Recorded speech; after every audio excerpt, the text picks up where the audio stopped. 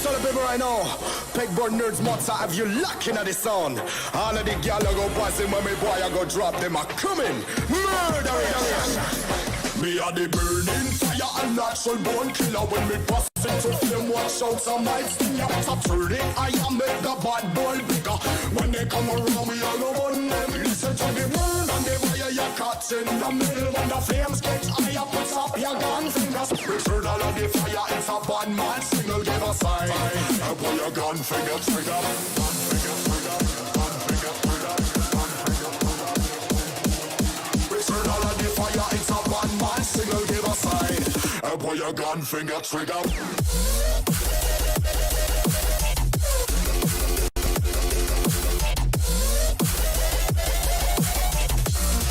Pull your gun finger trigger.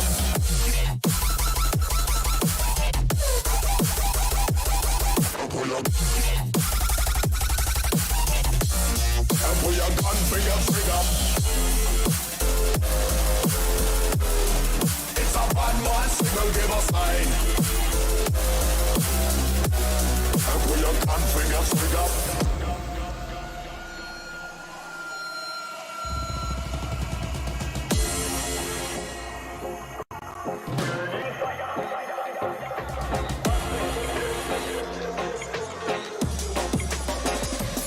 Me a the burning fire and natural born killer. When me bust into flame, watch out some lights sting ya. So turn it, I am make the bad boy bigger. When they come around, we all go on them. Listen to the word and the fire you caught in the middle. When the flames get higher, put up your gun fingers. Return all of the fire, it's a bad man signal, give a sign. Pull your gun finger trigger. Gun finger trigger. Gun finger trigger. Gun finger trigger. Return all of the fire, it's a bad man signal, give a sign. Pull your gun finger trigger.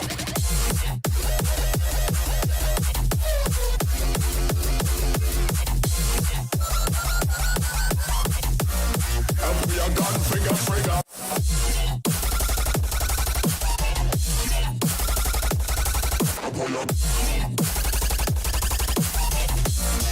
Pull your gun finger trigger. It's a bad man signal, give a sign. Pull your gun finger trigger.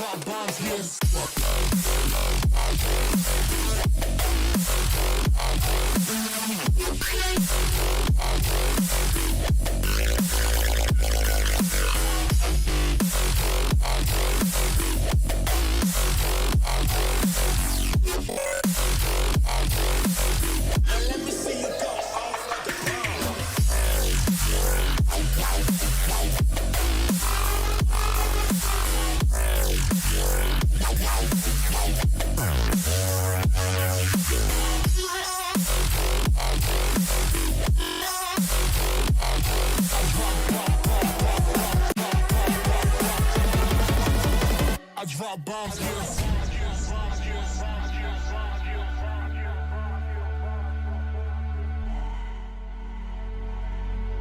Now let me see you go off like a bombs.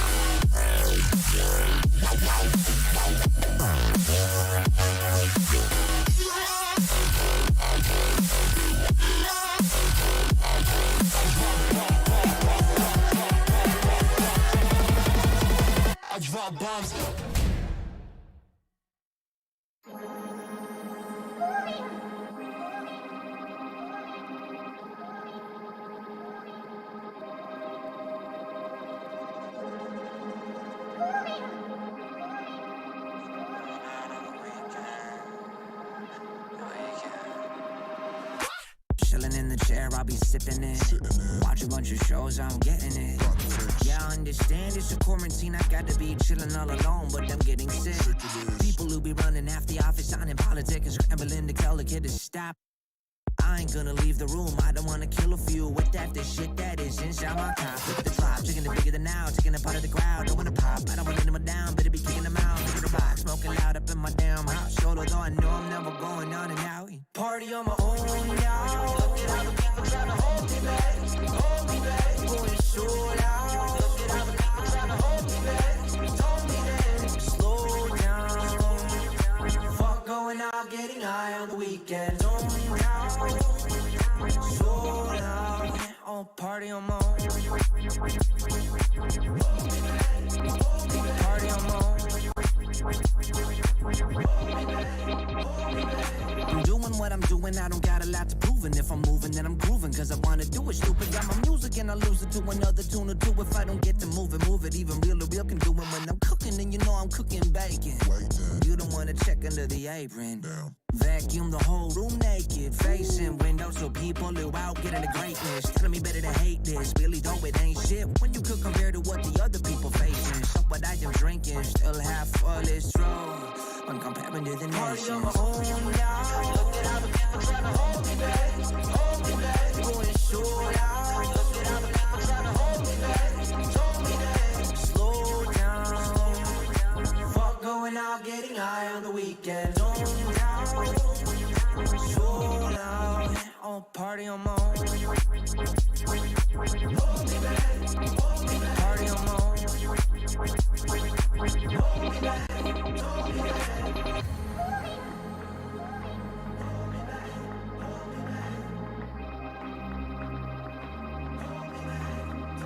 Party on my own now. Look at all the people trying to hold me back, going so loud. Look at all the people trying to hold me back, told me that. Party on my own now. Look at all the people trying to hold me back, going so loud. Look at all the people trying to hold me back, told me that, slow down. Fuck going out, getting high on the weekend. So loud, oh, party on my own.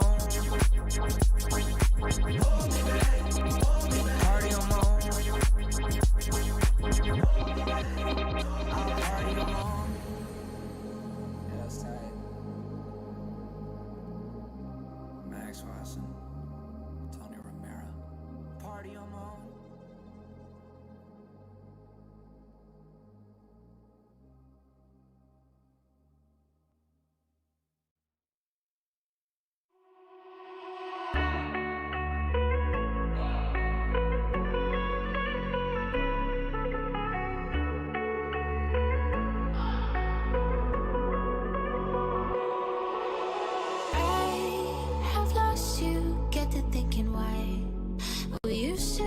be so high in life. Without you, I don't feel alive. So I'll just keep on being higher than the sky. Tell me, are you there for me even when I try? Keep on being high. Without you, keep on being high. Without you, keep on being high. I know that you're feeling forsaken, mistaken, wish you were another man. I remember feeling awakened, mistaken, if you thought I'm in that place where you want me to be, but I don't want you back. So it's easy to see when I'm high all the time. 'Cause I have lost you, get to thinking why we used to be so high on life. Without you, I don't feel alive. So I just keep on being higher than the sky. Tell me, are you there for me even when I try? Keep on being high. Without you, keep on being high. Without you, keep on being high.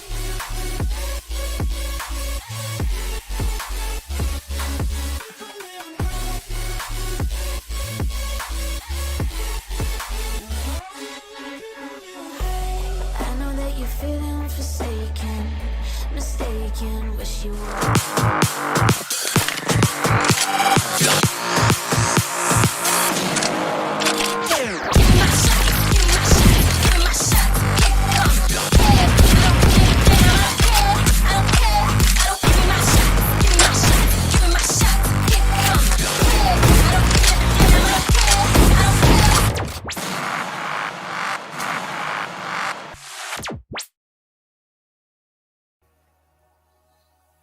Welcome back, ladies and gentlemen, to NODWIN's Valorant Conquerors Championship 2022.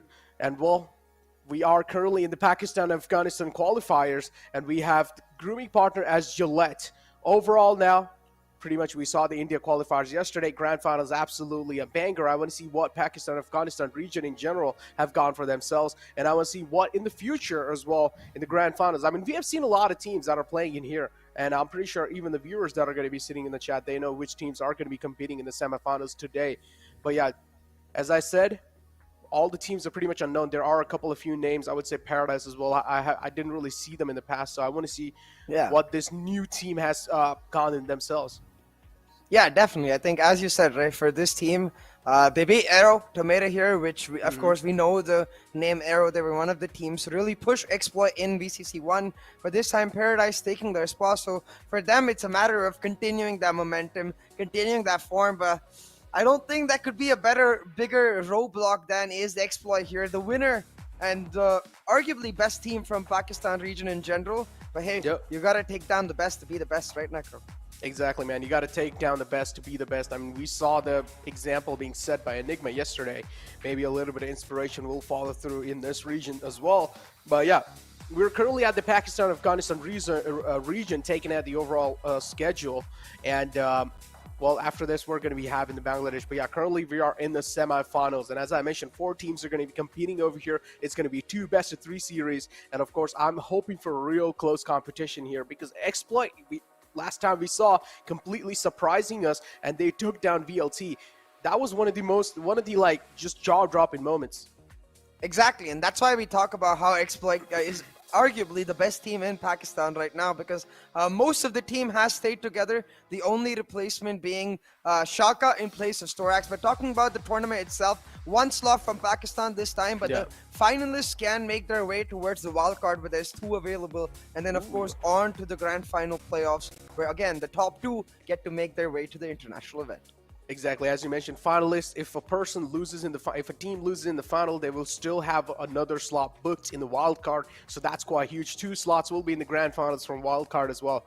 But yeah, grand finals for the Pakistan-Afghanistan region, absolutely insane. I mean, I am expecting high aggression coming in from this region in general. But Exploit Storm wasn't a team that was really that aggressive, man. Exploit Storm was a team that really favored that tactical nature inside the game. But if you take a look at Salt, which are probably going to be the next best-of-3 series coming through, Salt was one of those teams that were really aggressive.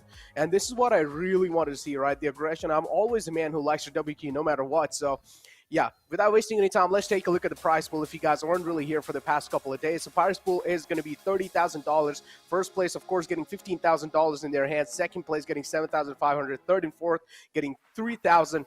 But the MVP of the tournament will be racking himself $1,500.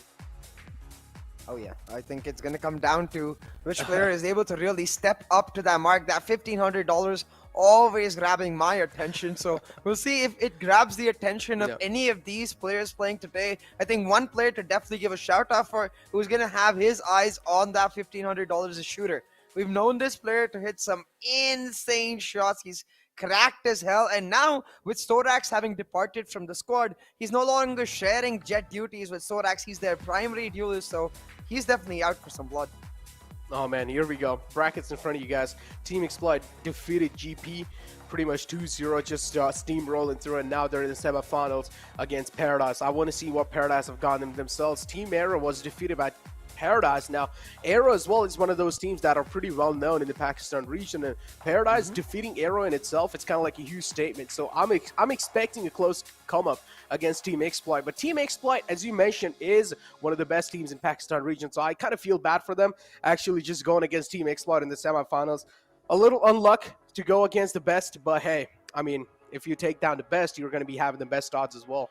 Exactly. If they're able to take down Exploit here, they're going to go into the finals with no pressure whatsoever, knowing that they've taken down one of the best in itself. But then again, I think for them, this semifinals match is no longer about taking down or not taking down Exploit. It's about being the best version of themselves. And that's what I really want to see from Paradise. A retention of their identity, a retention of their playstyle will enable them to just have a good time while still being at their best selves.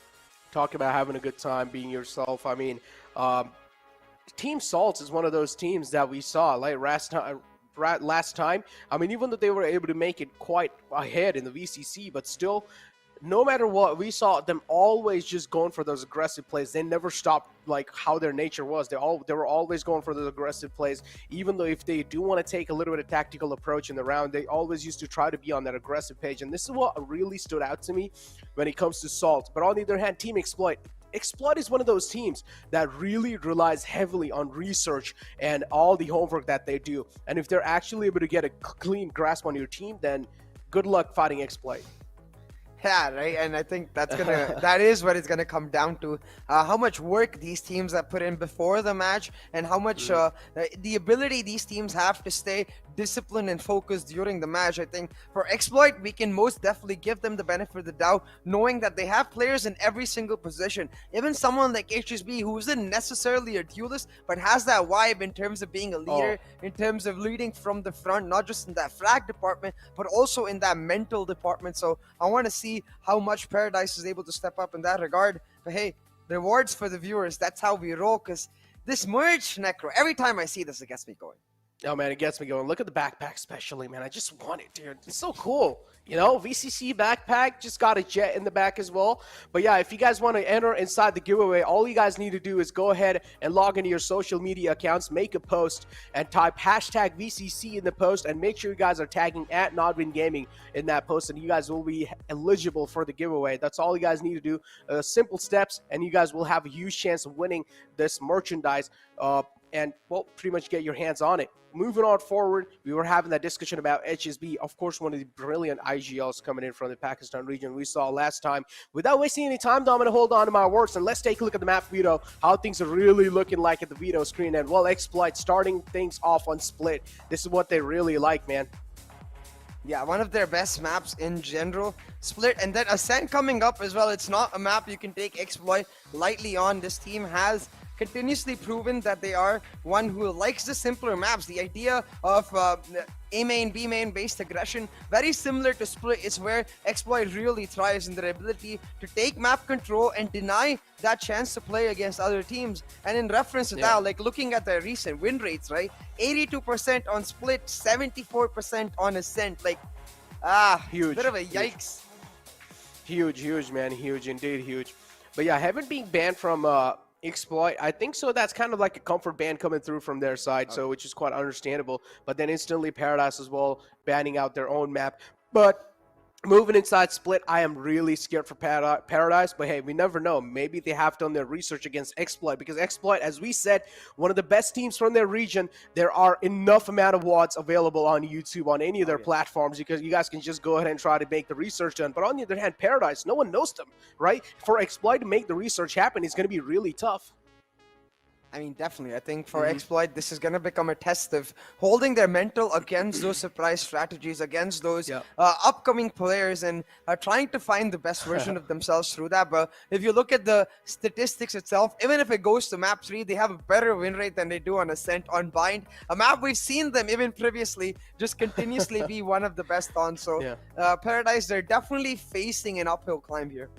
Indeed, they're facing an uphill climb. And I mean, again, this is the first best-of-3 series for the semifinals, and well, you're fighting for the slot in the grand finals. Pakistan, Afghanistan region, of course, they have a really promising talent, and I want to see some upcoming talents. We saw Exploit coming through. HSB is, of course, as I mentioned, one of the best IGLs out there. At the same time, they have some cracked aims. Talking about cracked aimers, we were also so surprised, if you remember in the last VCC, the amount of talent this region had when it comes to raw aim mechanics, man, they were just able to deliver. If you talk about flicks, I was absolutely impressed. Yeah, absolutely. Pakistan has continuously been able to deliver these just insanely talented players and a younger generation of players, you know, who are going to keep improving as time goes. We're talking about VCC 1 that happened like several months ago. So coming into VCC 2, I can only expect that the players have gotten that much better, not just tactically, but also in that aim department. So I want to see some of those nutty plays, some nutty clutches,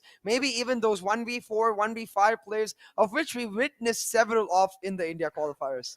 Exactly, man. 1v4, 1v5 clutches. Again, and this is also what beautiful point from you, by the way. This is also what we noticed, that this region really relies heavily on solo plays. But I'm not really talking about Exploit, but then if you talk about teams like Salt coming through, this shows that each and every single player has their own individual skill, and they're able to defend themselves. They have the capability to actually like go ahead and try and be the one-man army play, just try and go for the show play.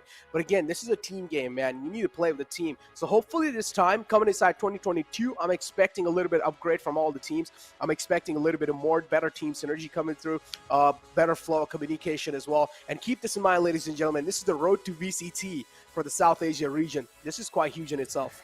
Exactly. I think, especially considering the fact that for Pakistan, last time around, Exploit barely missed out getting to the grand finals in itself. Even though they beat Velocity at the start, they fell down in the lower bracket. So for them, it's a path to redemption, trying to make it to the grand finals and then more. But you can see already the comps being locked in, and I do notice King locking in that raise will mean, I wonder if they go for the solo Sky composition, because I do expect Shooter to lock in a Jet. Ooh, let's see. I mean, Shooter, yeah, he has been a player really good. He's supposed to play the duelist. Coleman has always performed with Watford, and you have Astra coming through from Abdur as well. A double controllers composition, as you mentioned, interesting for sure. Shooter, of course, locking in that Jet. On the other hand, we have Paradise pretty much going for that KJ. I personally like both these compositions. What do you think?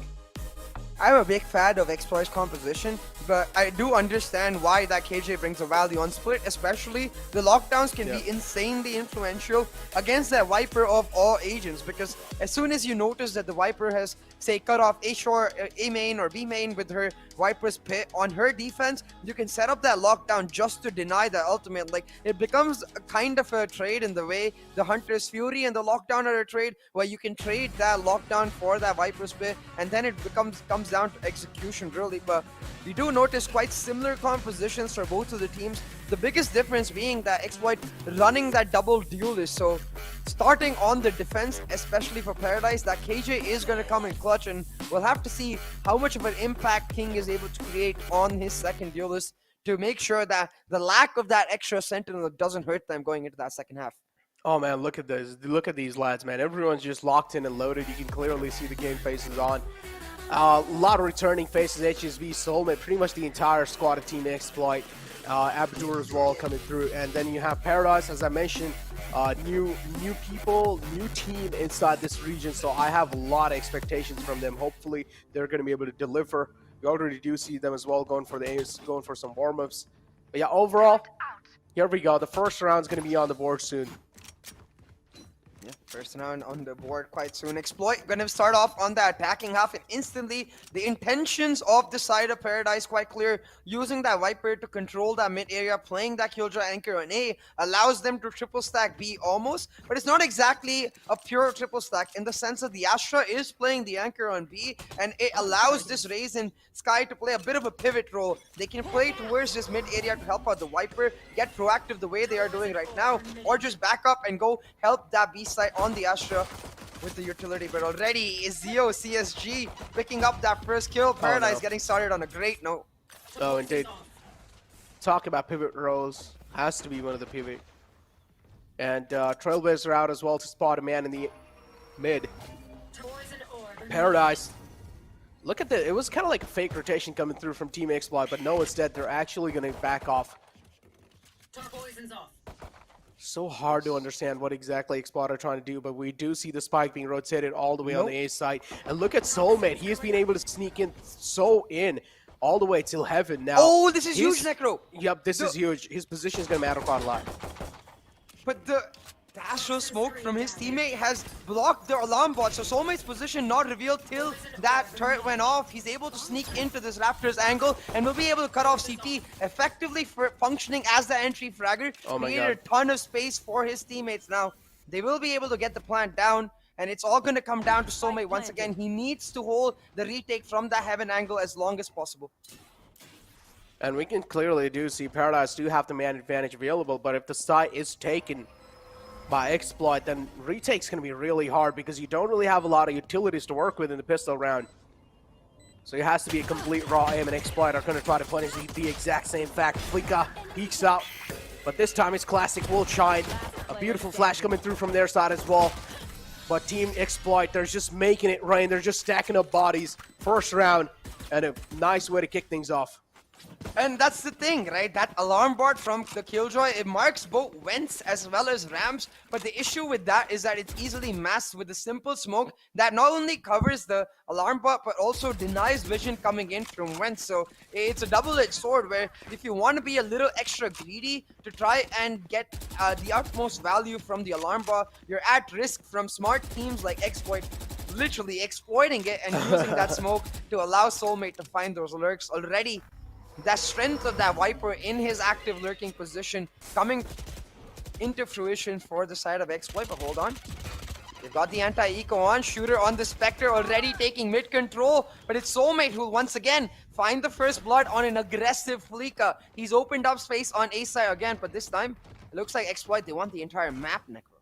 Look at Shooter as well, just posted up in vents, trying to isolate the rotations coming through.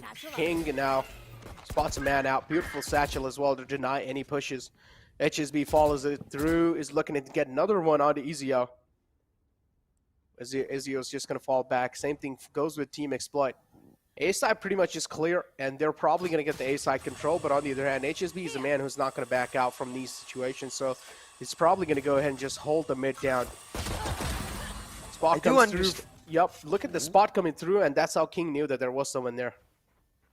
Yeah, and I have to say, like, I do understand this is just the pistol and the anti-eco, but given the way Soulmate is able to already establish his presence on this map, the first issue Paradise is going to have to work on resolving is how do you shut that Viper down? Because the issue with this KJ composition that the side of Paradise is running is that retaking becomes insanely difficult without that jet in your comp to set up an entry really on that retake. So you're going to have to make sure that your anchors are completely untouched. And that's where the power of shutting down that Soulmate lurk is really, really important. So now you can see, back-to-back rounds, Soulmate has been the solo pusher towards that A site with the same wall. This time, though, that conditioning factor coming into play where they're scared, hey, Soulmate's going to be alone, he's going to lurk. 4 stack from the side of Exploit and not making any noise, Necro. They're slowly walking their way in. This is why Exploit considered one of the best. They're so smart with the way they call it. But look at the mid-presence from the side of Paradise. They're stacking a wrong position at the wrong time because 4 players available from Exploit on the A side. Heaven controls already in their hands. 4 players in Heaven already flooding through. That's not going to be a good sign, and I'm pretty sure as time passes by, they're probably going to open the floodgates on the A side as well.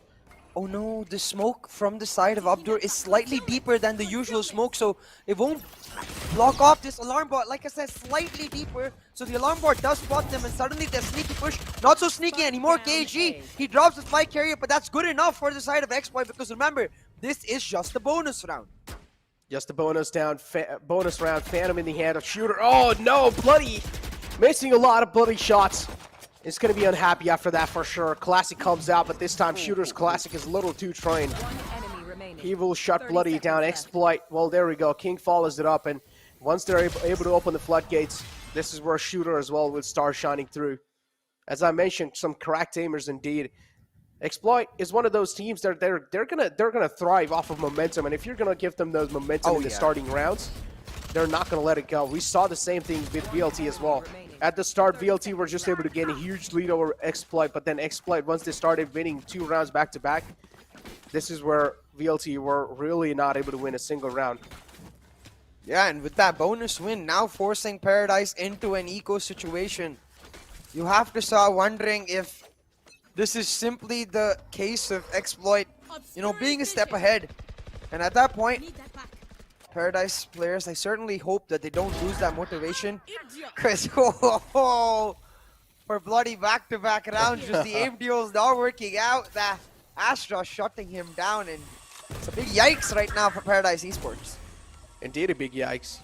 2 players already taken care of, and now Paradise Esports. There we go. King follows it through. It should be a clean swipe. It should be a flawless round unless Exploit somehow are able to lose a player. Wouldn't really be that good of an outing for sure. There we go. As I mentioned, unfortunately, King taken care of. Dean left alive on the site. The only man was trying to hold the fort down. And Exploit with another round. 4-0 is the scoreline. Exploit, they're able to steamroll it through in the starting phases. Yeah, literally steamroll it on through, pedal on the metal. Exploit doesn't look like they're gonna stop till they find their way, not just to the finals. I feel like they're just like, yeah, let's skip this, guys. We want to get back our revenge in the grand finals playoffs.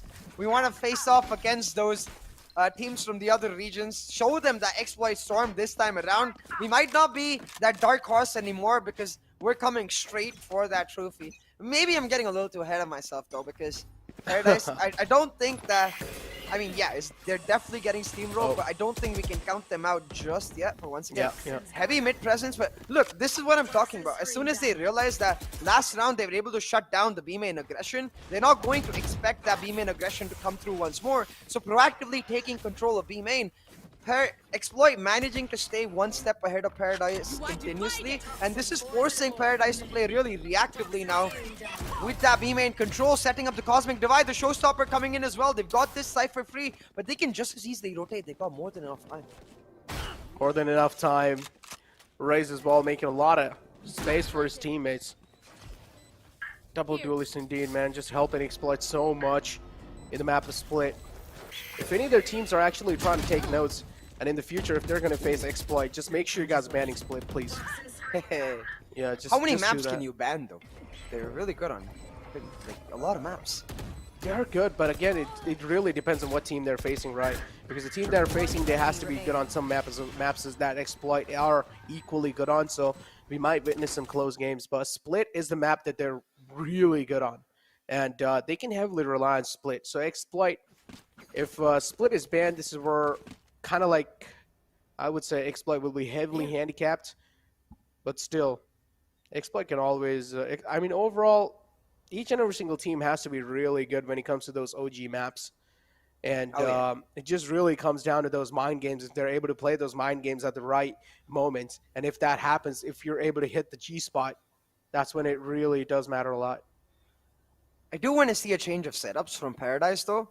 Given the way, like the basic default of Team Exploit so far has been to heavily contest one part of the map, may that be A main, B main, or mid, and then use that to then look for a peak or look for a kill and decide then on the basis of that how they want to mid-round rotate. The best way to circumvent that is to not give them the picks by playing heavy anchor on A and B. So what they can do is play that Viper on the A side, play the Killjoy on the B, and then play the rest of the players on that mid with the sole intention that we're going to throw our utility, we're going to look to trade out, we're going to continuously look to deny mid control, but if Exploit force it, we step back. We play for the site, we don't play for mid. Makes sense too, man. I mean, we saw Paradise Esports. I mean, I gotta give valiant effort for them to like understanding that okay, mid control is really important on split, so they have like heavy presence on mid all the time. But again, I mean, Exploit realizing the exact same fact, they know Paradise has to be one of those teams that are pretty new and they will make some rookie mistakes. So they're letting them have the mid control, and instead Paradise are just going for those sneaky pushes on the sides. Look at Shooter already sneaking through so in, and now Team Exploit realized that okay, pretty much Paradise are going to try to hold on sites now. So mid control easily taken. That fear factor from Soulmate's Lurk clearly evident. You can see Killjoy and Viper, two of the best anchors for Paradise on this map, just trying to mark that Lurk, but there's no one there on that A side. Exploit taking over mid and B main at the same time. They're going for that split execute, and they made it work with such ease. Like, they make it look like a piece of cake, even though it's actually not. Talk about a piece of cake, man. And look at this, Shooter follows it through. Last 2 men alive. Dean is really low. 1 bullet should seal the deal on to Dean. 5 bullets in the magazine, and Well connects the headshot. Talk about a piece of cake. Have you ever had one of those pastries? Which one? Just pastries. Which is the red flavor? I think so. It's called Rose. Oh, Red something. Velvet? Red Velvet, yeah, Red Velvet. What are your thoughts on that? A little too rich for my taste, but then there are certain days where I want that luxurious flavor, you know, so... I feel like it's bitter, though. It's bitter? Yeah. Alright, Neko, you're weird. How is a pastry gonna be bitter? I mean, like, I tried it. It was, okay, maybe the place where I tried it was kind of weird, okay? It was kind of like, it was like, it had, of course, it was sweet, but... I don't know. It felt kind of bitter. I know it's weird to say. It's hard to believe as well. But trust me, it was actually like it tasted bitter. Maybe it was just the place that I ordered from. But Necro, are you sure that you didn't eat your red velvet suit instead of the red velvet cake? What is a red velvet suit? Your suit, the one that you wear. That could be. No, good. of course I did not eat that. Why would I eat a red? But yeah, Paradise now finally kicking things off on a good note, getting that opening frag on the Team Exploit. That should be a little confidence booster. 6-0 is the scoreline, and Team Exploit still has a huge lead, so a mountain to climb for Paradise Esports. Now look at this once again, where the last few rounds Soulmate has not gone to A at all, not lurked there at all. Even though Paradise have got that initial opening, Soulmate and Abdur trying to make their way in towards now a 1-for-1 trade in this mid side, but the spike is already gone towards A Heaven, and this is an interesting split because they're trying to wrap around towards this B side. But the Seeker is revealing their positions, Exploits, Storms, plans going down the drain, and potentially the first round for Paradise Esports to be picked up here, Nitro. Abdur moves in aside, elbow control, looking to take it, but this time Flicka is really good. And finally, they're actually able to get the round on their hands, and they look really promising in that round too. So Paradise, a little glimmer of hope shining through, and hopefully they're able to carry it through. Curve monitor from Flicka. Interesting, right? I mean, we've seen all the pro players saying that do not really go for curved monitors, but Flicka is using over here a curved monitor. Interesting. I can't say if it's good or not because I can't even afford a decent monitor, let alone Okay, that's true. a curved monitor. So, hey, I'll take any monitor I get, man. True, sure, man. If there's any people who are looking to sponsor us, just go ahead and slide on our DMs. Social medias are right on the webcams too, so yeah, Instagram, Facebook everything's open. DMs are open. Slide in it. Oh, but look at this. Like the initial aggression from the side of Exploit, very standard to what they do, but this time they don't actually start pushing in. Instead, they're going to sneak in towards B main, where I don't think the side of Paradise is expecting this at all. The pull and the failed nade is going to make sure... Oh, wait, that wasn't a failed nade. My bad. That was King's nade. Yeah. So just a really nice combo from Exploit. The pull, as soon as they know that that Trailblazer was broken from the side of B main. They almost expect another player to be there. The Astra was baiting for Bloody on that race, but they're like, yeah, we know you're baiting for him, so the pull and the nade combo coming in. Even though Paradise tried to set up a nice combo, Exploit just outreads them. Exploit outreads them. Ezio follows up with 2 massive frags. Team Exploit, they're being shut down and they're being read like a book right now. But still, they have a fair bit of chance. Man advantage equalized. And they have the lockdown. They also have the lockdown available. Yep, all lockdown comes through. And the problem is, on the map of Split, teams don't really like to play a lot of Sova, so lockdown cannot be shut down. They will have to get the side control of it. And look at King, he's going for a little bit of risky play. Tried to follow it up with second one, but still, just went for it. Dean shut down, that's the controller out the gate. They will have to go for the aim duels. Oh no, HSB missing a lot of shots, not really likely to see that. Paradise Esports are not going to let that slip through. Another round in the favor of Paradise Esports, 2-round back-to-back, and look at Flicka, he's just given a lot of calls. I feel like that play... He looks kind of pissed. I feel like that play from the side of King would have bared fruit if the plant was open. But because the plant is closed, they don't really get any value from him delaying the push in, right? So imagine if the plant is open, King, he gets 1-for-1, delays the push in, which means they have to retake the site. And since it's an open plant, they have to start trying to fake defuse and jiggle through on the basis of what Exploit does. But since it's actually a closed plant, they can just have one person defuse while the other watches his back.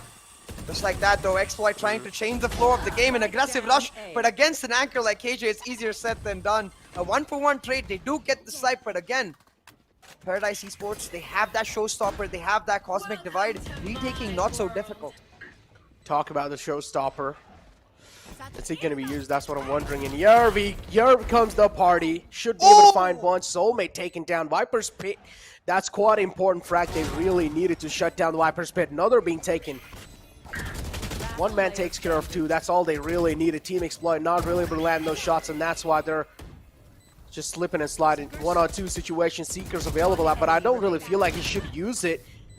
But there we go. HSB with a 3K in that round. His teammates somewhere down line let him down. I do feel like he should have used the Seekers there. The only reason I can think of for not using is that you're scared about the fact that while you have the ability in your hand, they might peek you. But the issue becomes that they're rarely going to peek you from the same angle. So the Seekers gives him the information. It's not even about the stun that the Seekers provide. It's more about the information of which angles, if they're coming from together or are they coming from different angles. Because then HSB can try to isolate them one by one and pull off the ramp. But hey, nevertheless, Paradise, this is what we talked about. Maybe we're looking a little too far ahead because they are starting to adapt. They are starting to fight back. What I wanted from them, the heavy anchor setup, really starting to come in, especially with Flicka. You can see is even the Killjoy setup there, right? Both of the nanoswarms used to deny entry, to deny space in the site rather than to deny entry in itself. And already, an aggressive Exploit getting punished. KHG, he'll find that first blood. But once again, Exploit start lurking towards that A ramps. Now I want to see, will they use that smoke to cover up the alarm bot this time, or will it be a deep one? No, they just revealed their position. Abdur, he's just waiting for Bloody to peek out. Bloody peeks out, takes a little bit of damage, and will back off. But Bloody picks up 2 huge frags. Team Exploit losing out on both the controllers, and now to get the side control in the hands, it's going to be so tough because Shooter will have to make some insane plays happen, including HSB. Now 5-on-2 situation, exactly what I'm wondering. How did they just lose that engagement like that? How did they just gift over those frags? Team Exploit Shooter. When I'm at Wentz looking down, or rather when I'm in Wentz looking up, I rarely ever win a 1v1, let alone a 1v2. Bloody, certainly living up to his name, making Exploit bleed, but he's really low. He's given that information, but Shooter, I think falling off the rope there, got his spray off. There we go. HSB now. The IGL left to clutch things out. Smart man indeed, but again, is he going to be able to make the smart plays happen? That's the question. Does not check the back. Pretty questionable right there. Flicka is just ready for HSB to walk in his crosshair, and it's not going to spare him this time. Paradise are getting back-to-back rounds, and Team Exploit, they're going to start to sweat. Whoa, look at that keyboard. It's like vertical and... Wow, I've seen this. I don't know if you remember. Do you know Symphony, who's like a Twitch streamer? No. So he's like a Twitch streamer. His keyboard is like completely tilted, like pretty much like opposite, dude. He holds it like it's pretty weird. It's more tilted than the way he's holding right now. Uno reverse card. Hold on. Yeah. The Seekers not used for a couple rounds. Finally for an execute, they get it in. That turret will delay them quite a bit. But Flicker, he's completely isolated, but it does not matter. He will still win his duel. Buy his team more than enough time to get ready for the retake, but still, Exploit come out for the better. They get the site, they get an advantage on the trades, and now with the spike plant, they can look to just play on the post plant with that showstopper. 4-6 again. Comeback has happened. Exploit having the side control and also the man advantage. Now Paradise are going to start to sweat. If Exploit do win this round, that means they're going to be able to put a stop to the momentum that Paradise weren't able to build. And that should be a huge sigh of relief. HSB in this interesting position, peeks out, misses those shots, and he will have to pay the price for that. King, though, making an instrumental play happen. King pretty much being the savior of that round. I don't know what's going on with HSB. He's not able to land those shots, CA. Yeah. HSV just not finding his groove as such in this map. Don't get me wrong, he was on fire in the first few rounds, so have to give props to the side of Paradise 2 for pushing back and really making Exploits sweat, because this is what I'm talking about. He's still that top fragger, right? So this is what we expect from HSV. The king, really, is what he's known as. So even though they've got a king in the team, that's kind of funny. HSV, the king with the king. So many kings, I wonder who the emperor is. I am the emperor. Yeah, no. Come on, you're just jealous. But yeah, gravity well activated. And side control, that was a beautiful Cosmic Divide. But Viper's Pit coming through. Cosmic Divide now somewhere down line, not really that useful. I do like the proactive nature being shown from the side of Paradise Esports. Instantly activating that Viper's Pit to try and deny the plant through. And just played that really beautiful. What are your thoughts on this, CA? Playing it really well for sure, but now it's about the reads, because look at Exploit. I don't think they're looking to rotate here. Instead, potentially just looking to wait out, see if King actually manages to get a frag, and then make a decision on the basis of that. Maybe make a split mid to B execute right here.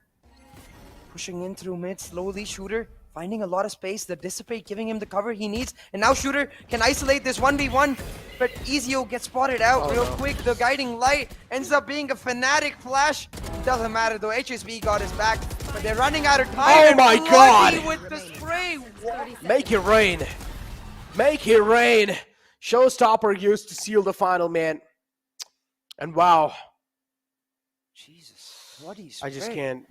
Yeah. I mean, Paradise. He just makes it look that much better on the Reaver, too.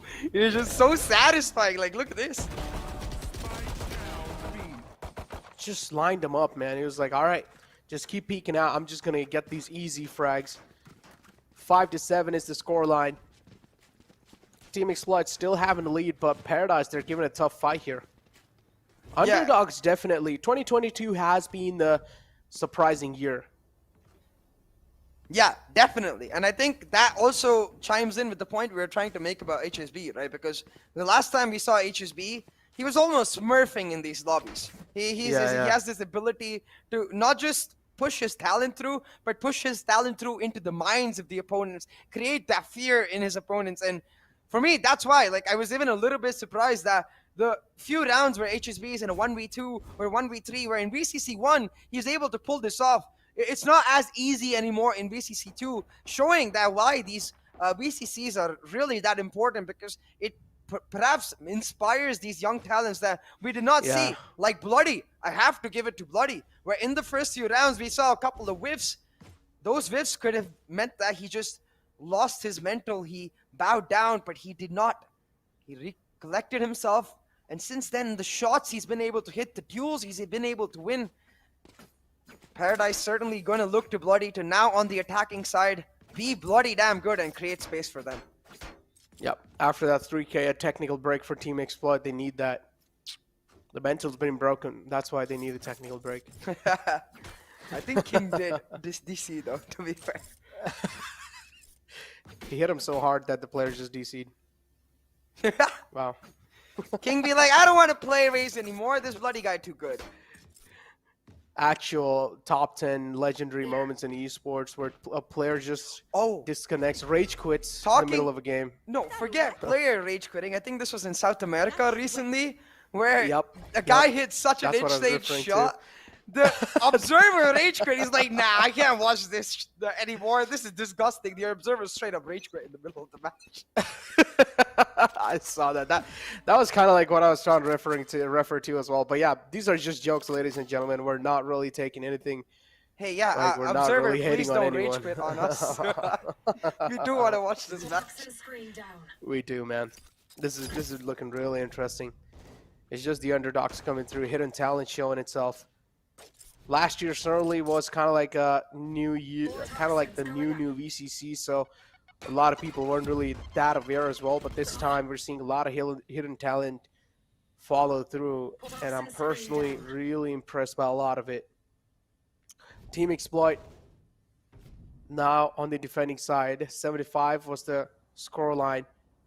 Shooter's the man on the A, and he can line up some bodies for sure. So Paradise, they will have to have a real good execution over here. HSB with that guiding light also gets the info that there are some players available.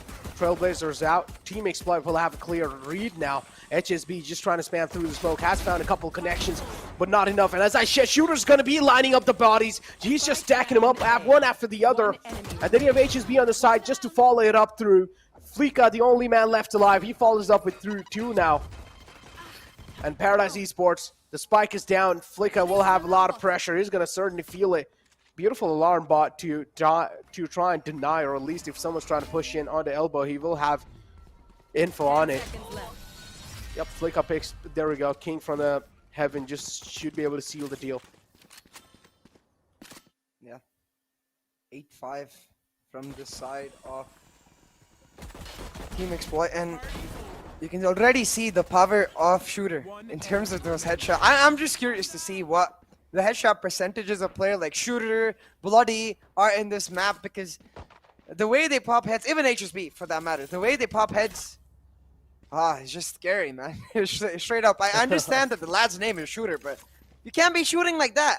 It makes you think for a second about, wait, do I really need to play Valorant against a player like this? But hold on to that thought for a second, because Soulmate using that snake bite to get real aggressive now. Oh, it's all about timing here. Moves away the exact moment Ezio peaks, so I don't think they have an idea that Soulmate is this aggressive.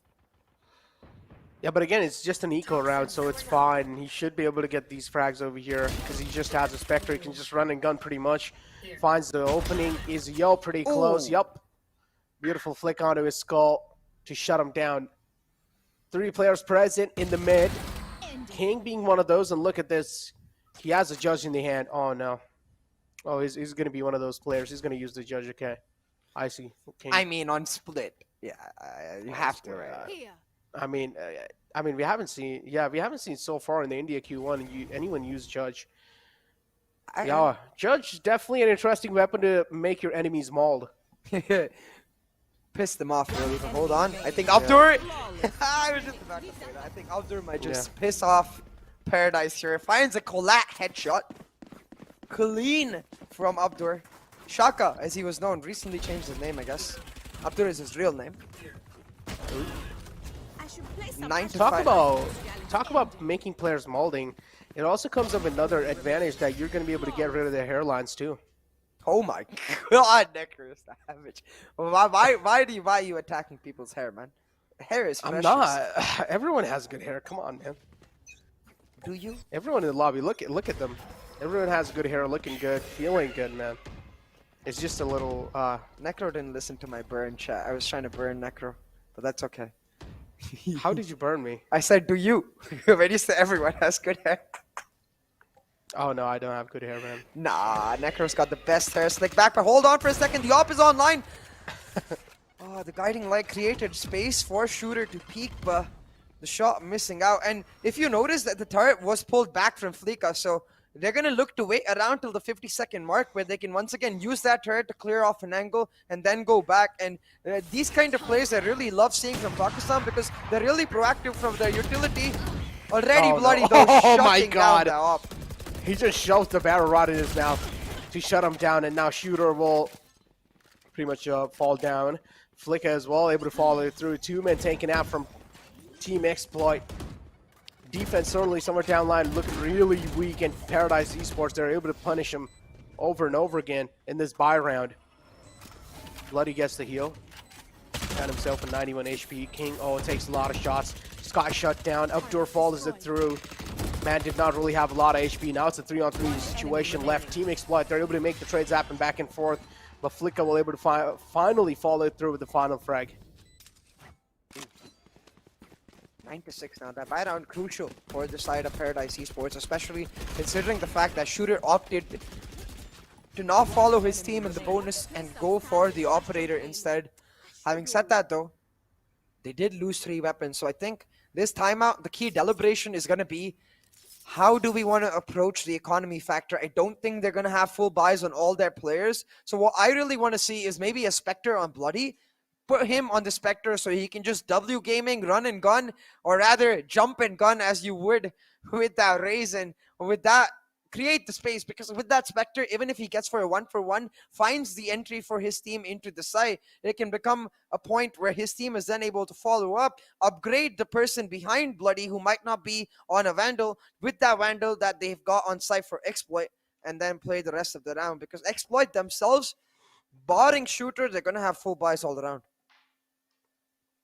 Talk about full buys. Paradise Esports, clearly a sign of worry on their faces. Look at that. No one's laughing currently. Everyone is just having those serious faces on. I personally like Dean's camera really well. It's kind of like, it reminds me of a RoboCop movie, if you remember. He just has like the mouth visible, you know, in the RoboCop. Nah, it's because we wanted to learn lip reading, right? So he probably heard us. Oh, and he's like, there you go. Yeah, lip cam for you guys. Go for it. Read as much as you can. There we go. Talk about reads. Team Exploit will need to start reading Paradise Esports aggression now, because after winning that buy round, Paradise Esports are looking really good. Team Exploit somewhere down line. Economy is going to be hurting. So 9-6 being the scoreline, not really huge safety cushion for Team Exploit. Rounds just started, so still they have a lot of rounds in hand, so there's nothing else to worry about. Paradise Esports can take their sweet little time to try and execute. Intentions are pretty clear. They want to hit the B side, but they're taking sweet time, as I mentioned. And I like how slow they're being. Look at the read, though, from Exploit. They've left mid completely. They're like, we're happy to play heavy anchor on this site, playing a triple stack on this site now. King in this angle. For him, it's all down to Updur. Updur's got to break the Trailblazer here, but he does it on time. I'm not sure if it's so spotted out, King, though, because that Trailblazer got limited vision. But Bloody still checks it, takes him down, and just like that, Paradise, they've got entry onto site. They've cleared off one, and now Updur and HSB isolated, but they still win their duels. The King does not miss. The King indeed does not miss. HSB with a huge 3K in this round. He'd realized his teammate's not able to pop off, so he was like, all right, it's time for me to take care of business. He's able to pop off. There we go. Judge coming through, just jumping shots. Flicka being forced out because of the snake bite. And Soulmate will shut it down. Exploit Storm finally able to get another round in their hands. Finally able to stop the momentum that Paradise Esports were able to build. And now Team Exploit should have a lot of rounds in their hand, a decent amount of safety cushion, 10 rounds in the hands of them. Need 3 more rounds to seal the deal on this map. At this point, like if I was in a compy game, I'd be like, guys, maybe we should not have killed him while he had the operator. That way we wouldn't have to face off against the judge. You know? The operator, we can handle. The judge, yeah, I'm not so sure about. Yeah. The operator, I don't know, man. I feel like both are equally annoying in a I'm being competitive sarcastic. Yeah, just, I hate the operator, I'm not gonna lie. It's like I'm trying to have a good day with the Vandal, I'm trying to tap some skulls, and then I just get opt in the mid. And then I just keep on peeking the mid because my ego's hurt, and I just cannot take that I just died like that, and I just keep on dying. I can definitely imagine that happening, but an ADS from Updoor, ooh, not ideal at all. Yep. That's why skulls will be popped right there. King, though, able to make an aggressive push happen, holding it out really off angle. And there we go. King will find an opening on the KHG. Paradise Esports. Dean sneaking in. Ooh. And wow, that's a really good shot from Bloody. Oh, he's smelling that blood and he's hungry. And he wants each and every single player's blood in his hands. I don't know how Bloody's able to connect these shots, but yeah, he's definitely really quick when it comes to the reaction time. If he's able to follow through with the other one, that's going to be absolutely huge. Oh, another one in his hands. Certainly he's not going to be able to clutch it, right? Yep, the snake bite used perfectly. Soulmate flushes him out. Bloody is built different, man. The shots this lad is able to land. Sign this man, someone, please. Yeah, exactly. That's what I was going to say. I think win or lose for Paradise Esports, Bloody certainly making a name for himself. Damn. Oh my god. Dropped indeed, Raze. Yeah. Dropped indeed. Drop it like it's hot. Drop it like it's hot. All right, go ahead and sing it. Full song. No, Go. I can't. I get kicked from the cast. Snoop Dogg's a little too vulgar for a live stream. Oh. 11-6. And here we go. They do realize Showstopper's really needed. Beautiful snake bite to try and deny the push coming through. So But Necro. Bloody will need to stop the aggression, but the side control's in the hand. But Exploit, they don't care about this at all. Look at this Paradise. They've invested literally every single one of their ultimates into this round. Yeah. But now Exploit, they have the Seekers, they have the Showstopper. They're just waiting for this lockdown to go out, and in they go with the aggression to shut them down. Bloody's already down, and suddenly things aren't looking so great for Paradise. There we go. Showstopper's out, but finally Paradise Esports are able to follow it up with two massive cracks. Trades happening back and forth, and Team Exploit as well now finally showing themselves on the board. Final man alive for Paradise Esports is the Viper, but HSB is not going to be scared of that. I really wish they'd saved at least the Showstopper, if not another ultimate in itself to play on that post plan, because they invested the Seekers to get in, understandable. They invested the Cosmic Divide to get in, understandable. But when you invest, when you know you're gonna end up in sight with the Viper's Pit as well, maybe save the lockdown for when they start retaking, when they invest their own Seekers, their own Showstopper, because at this point, like, all 4 ultimates invested into that one round, and Paradise Esports have got nothing to rely on now to push back against the match point of Exploit, where on the other hand, this Viper likely to just shut down mid with a Viper's Pit. I'm sorry to cut you off there, but I just saw a default Vandal and I was grossed out. Wait, why? I don't like it, man. It's weird. Necro rich boy. He's got all them skins. No, I only got a Reaver Vandal again. It's so good. You don't need anything else. A Reaver Vandal's all you need, man. I saw Tens playing really good with Reaver Vandal and I was like, oh, maybe it's the skin. Spot it. Didn't think twice. And then I saw Asu playing really good with the Glitch Pop Dagger, so I was like, you know what? I need that too. Bought it. How do you play well saw- with the dagger? Was he knifing people a lot? Like, No, it just looked cool, man. I thought maybe it's giving him a lot of style points, so I just took it. And then I saw Ion Sheriff being used by Sub Rosa. Bought it. Don't think twice about it. Just buy it. whoa, okay. Oh, talk about stacking up bodies. Team Exploit doing so certainly. And King is able to make some King plays happen for sure. 3K in that previous round. One more round needed for Team Exploit to seal the deal on this round.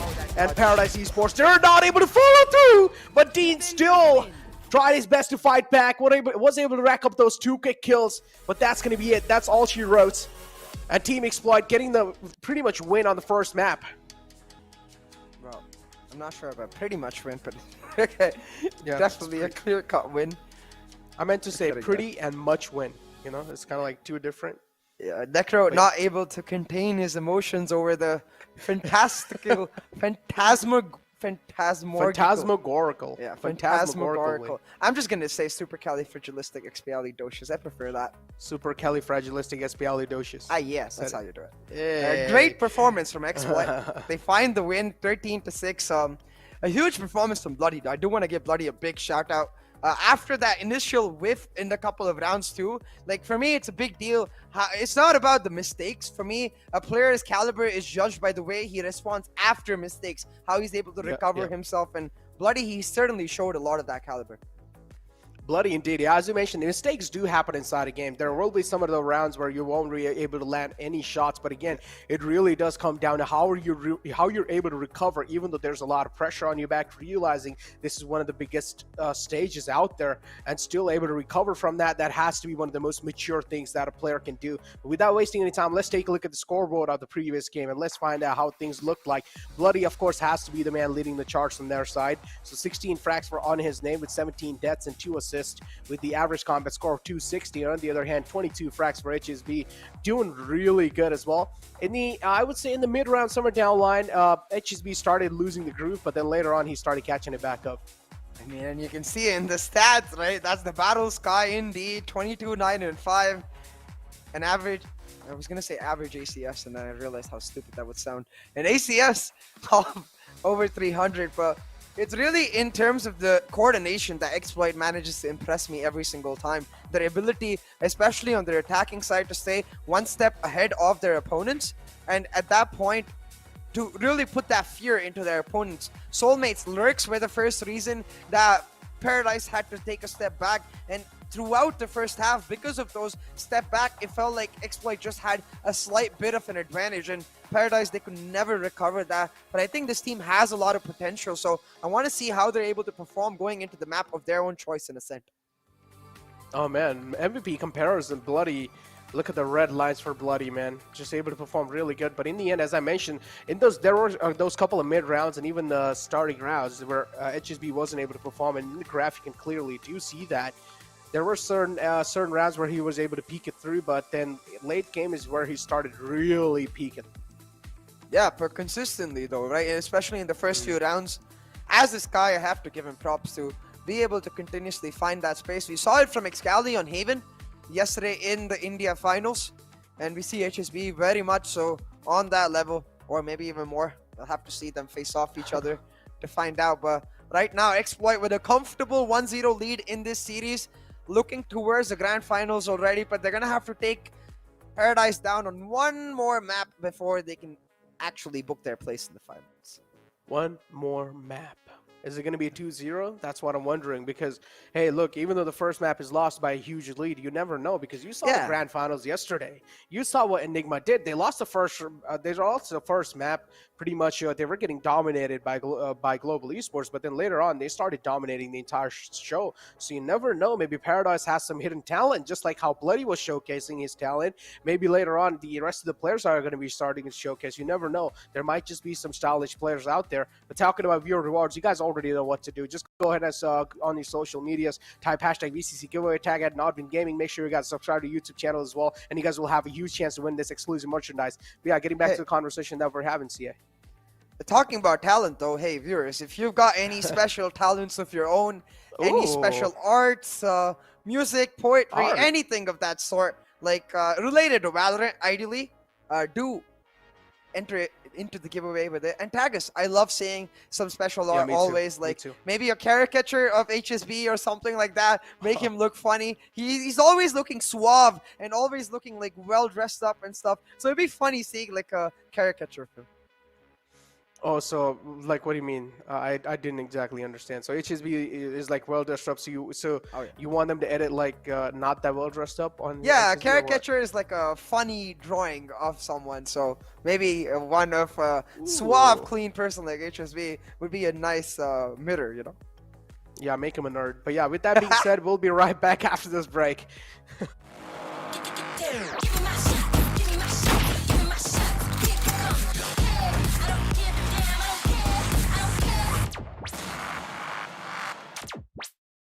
I remember feeling awakened, mistaken if you thought I'm in that place where you want me to be, but I don't want you back. So it's easy to see when I'm high all the time, 'cause I have lost you. Get the thinking why we used to be so high on life. Without you, I don't feel alive. So I just keep on being high, higher than the sky. Tell me, are you there for me even when I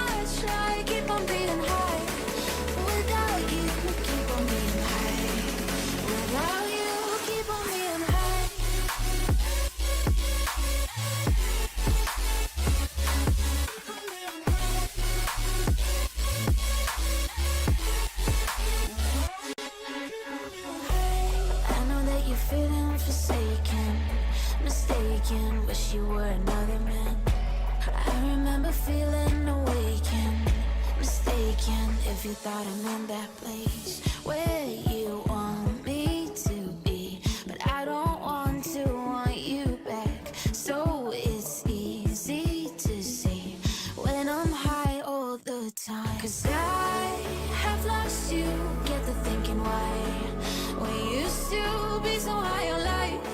Without you, I don't feel alive. So I just keep on beating high, high, higher than the sky.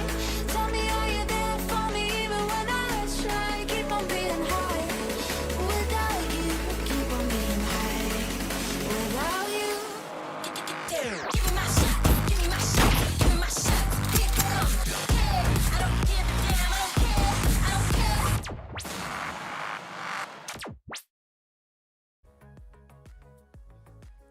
How you guys doing, man? Welcome back to the NODWIN's Valorant Conquerors Championship. This is the Pakistan-Afghanistan Qualifiers Semifinals, and currently we saw the first map taken care, or at least taken in pockets by Team Exploit as expected. Moving on inside the second game, CA. Any speculations? I really do think it's still, I do believe that it's still going to be an uphill battle for the side of Paradise. But hey, I'll tell you what, Bloodies definitely got me into some hopium mood. I do have some belief in the Paradise Wars and their ability to adapt and claw back, because they did adapt in the middle of that map split. But I think they need to get it going from the very start, because as you mentioned rightfully too, Necro, once you give Exploit a taste of that momentum, a taste of that victory, well, they're like sharks, man. They just can't stop hunting. Oh, and they cannot stop. And we do know Exploit, they have a lot of star players. King coming in, HSB coming in. Then we saw last time as well what Soulmate is capable of doing. We saw Abdur as well stepping up in the previous game. So anything can happen, man, especially that double duelist combination on the map of Split. It just looks so deadly. Even if one duelist goes down, even if shooter goes down, or even if the race goes down, it doesn't matter. They have the jet to create a lot of space, and they're able to do so. Yeah, exactly. And talking about that jet itself, right? Like, don't get me wrong. I think Sorax was an amazing part of this team.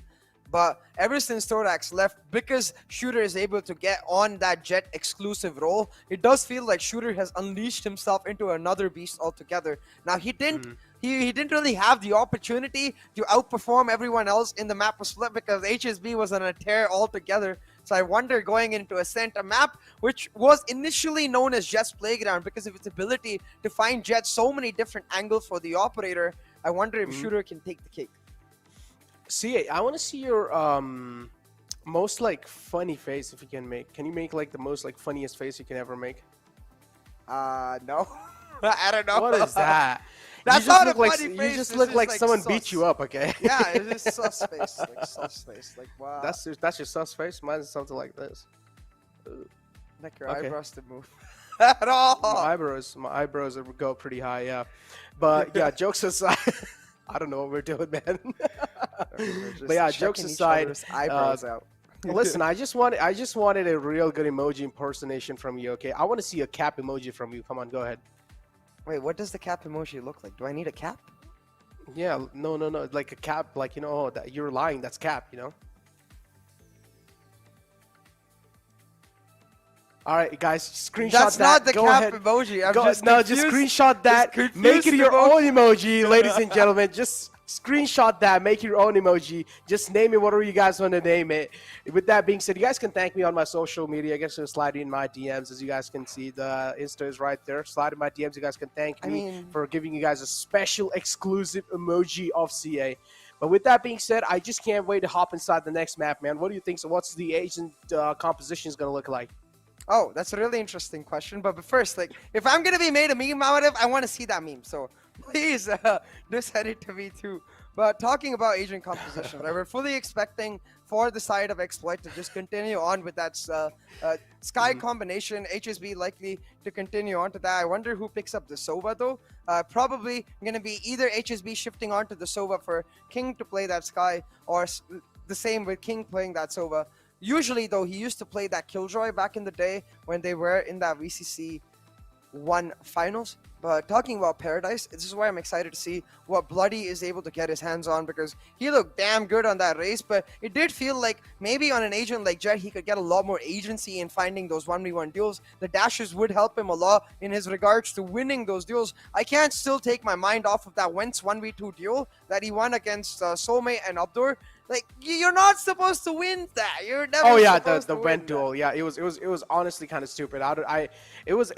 I just don't understand. It's how are you supposed to lose that duel? And Bloody is just a man who was able to connect those skulls back and forth. But yeah, now we have Ascent coming through as well. Exploit, ladies and gentlemen, if anyone has just joined in the chat, if you guys don't exactly know what exactly is going through, so Exploit won the first map of Split on 13-6, and then now moving inside the map of Ascent, things are definitely going to be looking really interesting. King as well, going on his role. That's what he likes to do, play solo, and he's probably going to be starting to use the Ares as well. Yeah, HSB going back to his favorite breach. This is the composition that Exploit played a lot of in the past, but in VCC itself, in the quarterfinals against Goatee Peaks, HSB picked up the Reyna, so I was hoping for a second that we might get some of that HSB Reyna, but it's not going to happen. Giving the rightful respect to the side of Paradise, they go back to their main composition with that breach, and Paradise themselves picking up that breach composition. I think for you, Necro, this is a dream come true, because 2 breaches in the lobby means there's going to be hell of a lot of aggressiveness going on from both of the sides as they just look to flash, dash, and get their way in. But hey, I've already got my wish. Bloody's on that Jet, so I'm excited to see how bloody this match can really get. Oh, I see what you did there. How bloody this match is gonna get. But Team Exploit. Now KJ pretty much posted up on the A side, so this is gonna be looking really interesting. You have pretty much KJ and Breach on one side, so 2 heavy hitting utilities people on the A side to try and stop some insane pushes from happening. On the other hand, on B, you of course have the SOA as well playing. But B side completely given up. If you can see Team Exploit, they're trying to be really proactive over here. But sometimes, if the B side is given away just like that, it shouldn't really be that good of a news. They just want to be really quick with those rotations. I think and it might just be a read. And the Paradise Respawn, it seems like they still haven't really figured out where they exactly do want to make the hit. We do see the spike kind of tilted heavily on the A side, so maybe they do want to go on the A side. That's what exactly is happening. Bloody dashes inside. Bloody's main, but Bloody pretty much had a really important role in there, but he got taken out pretty early off. So trades are happening back and forth now. Left on a 3-on-3. I think Bloody and Soulmate had landed the same shots. Actually, hold on to that thought for a second, because despite that first blood going for Exploit, they lost the trades. And the trades are what matters at the end of the day, leaving King in a 1v3. The shots don't land. And just like that, Paradise pick up that first pistol round. Now, I was talking about the Soulmate versus Bloody interaction. I think both of them landed a headshot each, but Soulmate having that extra light shield, I think that got him the win. Indeed, that got him the win. And yeah, overall, Paradise Esports able to kick things off on a good note on the map of Ascent. Really do need that, especially after that loss on the previous map. So Team Exploit now, again, will be forced on an eco. They don't have any other choice, trying to go for a little bit of buys. We did see the Marshall being pulled out as well. So Paradise Esports, they will need to be a little careful, because Paradise, Team Exploit are heavily relying on that Marshall to work off with. Soulmate finds an opening, but the trade comes through instantly by Ezio. And this is such a bit of a weird setup for me from the side of Paradise, because look at the amount of utility they've invested into shutting down an aggressive push from the side of Exploit. Like 1 Nano Swarm as well as a alarm bot on that B side, 1 Nano Swarm in the mid lobby entrance. They were fully expecting Exploit to go ham and try to either push mid or push B main, but neither of those things happened. Instead, Exploit pushed A main. They got 1 for 1, and now they haven't recovered the weapon just yet, but I think HSB might just go do that in that last moment. 4-on-4 is the situation, even though Exploit are pushed on an eco, still things are looking pretty well for them. 2 players in the market looking to flood out. Gates are not being closed yet, so Paradise Esports, they will go for a safer plan. Astro as well, just setting up the utilities. And here we go. You do clearly see the floodgates being opened, but Dean is able to find the opening. That's a huge one. Soa taken out. Not really. They're not really going to be having the visual info to work with now anymore. But Shock Darts as well inbound from their side. And well, we have KSG just cleaning things up. Yeah, really nice round picked off for Paradise. For a second, I was scared that they would lose more than 2 weapons because of HSB recovering that Spectre from a main. But hey, just a couple weapons lost. Not that big a deal. They still will be able to play bonus in itself, but Bloody not able to open up his book just yet. Quite reminiscent of that first map. Like the first few rounds was not where he thrived. He's more of a player that needs to get his groove going, you know, needs to get his hands warmed up. So I'm not going to count him out just yet. He impressed us too much to do that, but HSB going over to Winery, but with the bunny hops, his position is given away. He's going to be stuck, but is he stuck or are they stuck with him? Flashes out as well. Beautiful flash, but this time gets spammed through.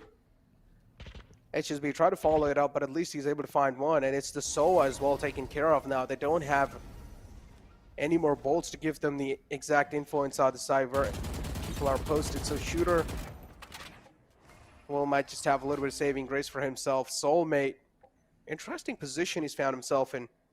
Turret on top of the generator. If someone tries to push in, the turret will definitely give Soulmate the sound cues away, and that's when Soulmate will just be a little proactive in the position. Oh, look at the B main push from the Sova though. Exploit getting a lot of information on the basis of that push. It should tell them that he's got the information towards mid too. So with Soulmate finding the kill on Bloody, with the Jep being present at A main, especially in a Sova Breach combination, it should give you more than enough information to assume that it is going to be an A push. And with just one gravity well, they decimate their opposition. Exploit getting a comfortable win on that buy round, but still, not too much of a loss for Paradise, because do remember, it was their bonus.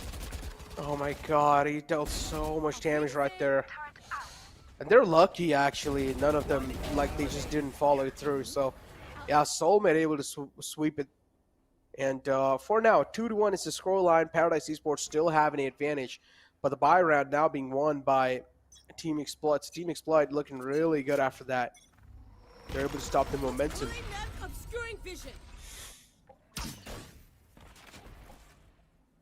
Now look at this. Setups have drastically changed. That very aggressive turret towards the mid area. It's all about giving the contact to Shooter, but instead he gets tagged by a recon bolt, not able to escape. Actually able to escape with his life, but leaves Soulmate out isolated. He gets taken down, and Dean with a beautiful flick will make it 2-4-0 for Paradise. Abdur though answering back, but just like that, Exploit, they drop like flies, and Paradise, this is why I said, remember it was just a bonus on their own buy. They shut down Exploit. Oh, look at Shooter, not really checking his back. Paradise Esports is playing that really well.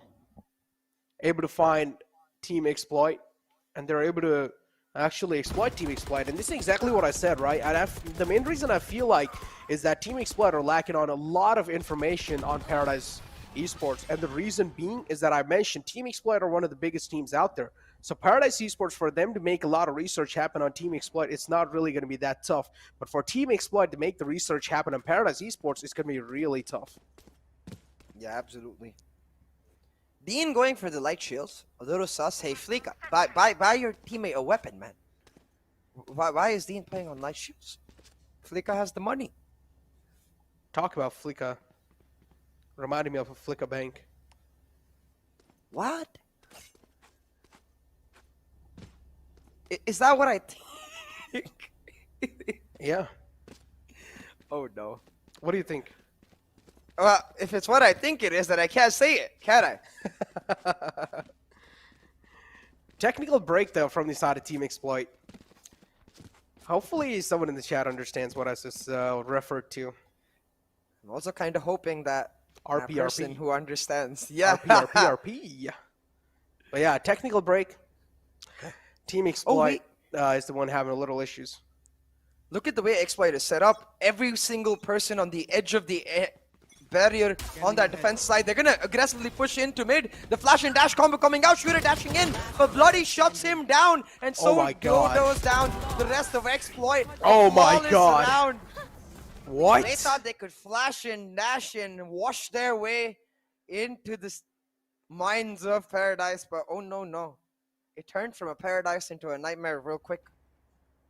It's a bloody paradise. And well, that's a nightmare. Yeah, dude. And it's just like within a blink of an eye, the previous round is over. Now 4 rounds in the hands of Paradise Esports. Team Exploit, maybe they will start questioning themselves that how to like stop the momentum that they're able to build. Operator's inbound from Shooter. If he's able to make some insane plays happen, that'll be pretty good. 104 is the scoreline, and now Team Exploit looking to move in. Operators inbound, and also the sound cue is given away. Now, Paradise Esports will have another thing to worry about, but look at HSB, quite a bold peek, and also able to find the opening. Yeah, and on a key player, the Jet down in a breach over composition, especially. That Jet is just as valuable as the Astra. You can't afford for that Jet to go down because now suddenly they have no entry, but you know what they do have? They have that Killjoy lockdown to play around with. Even if they get countered by the Killjoy lockdown of Exploit themselves, they have that Hunter's Fury, which Exploit doesn't have, to trade it out and get the ultimates in their favor to get the sniper. Exploit, they've got the read, Necro. Now, the Killjoy lockdown likely to be used here, but if Exploit is just able to delay, even with the Rolling Thunder, or just back off and play entirely on the retake, given their man advantage, right now they are very much in control of this round.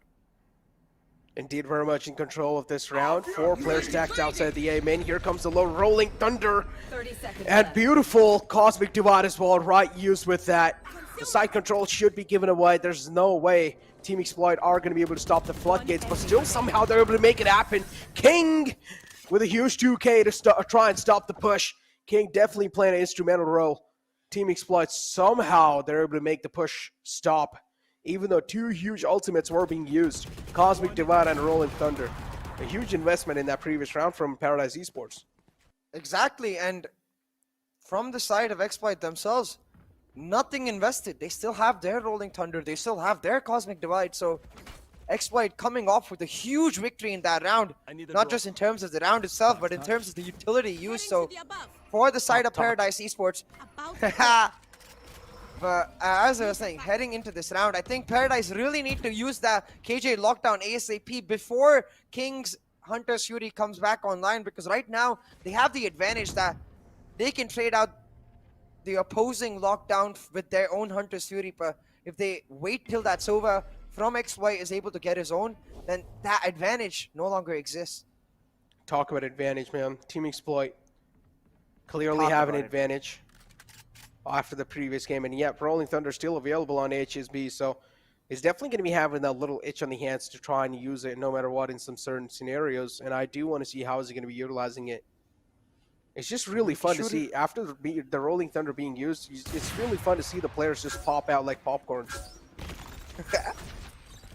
Hey, talking about popping out there, that drone not taken down by the side of Shooter. Now, this is what I wanted to see. Proactive usage of that Killjoy lockdown. The defenders comes in and instantly the Hunter's Fury to trade it out. So the advantage clearly there for the side of Paradise, but a small gap perhaps at the edge of it. Not properly placed that Killjoy lockdown. Left. You can't be making such rookie mistakes, Paradise. Yeah, indeed. Rookie mistakes for sure. Paradise Esports. They were relying heavily on that lockdown for the side control, and now the lockdown as well gets wasted completely. Astra is the controller alive right from the mid, walks out from the market, able to only find one, but yeah, talk about momentum halt. This has to be the example of that. Again, 2 key ultimates utilized from the side of Paradise, and that lockdown placement is key. It really depends on whether, I think if you place it on the wooden box which has the alt orb on it, it covers the entire site. But if you place it slightly next to it, it leaves a tiny gap in B boathouse.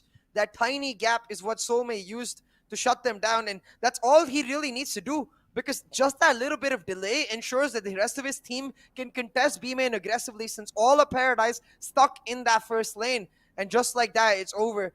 Now, with all of those ultimates invested, despite all of that, Exploit still winning the round. They have such a big advantage now because, again, HSB Rolling Thunder very much alive. So this timeout key from Paradise Esports I think they're gonna have to go on to an eco. So the next round, not as important as the round after that. They want to try and set up the round after this in this round with some sort of default play. Maybe just W key, flash and aggress, go for a mid to B or a mid to A split, and then play much slower on the defaults in that buy round coming up.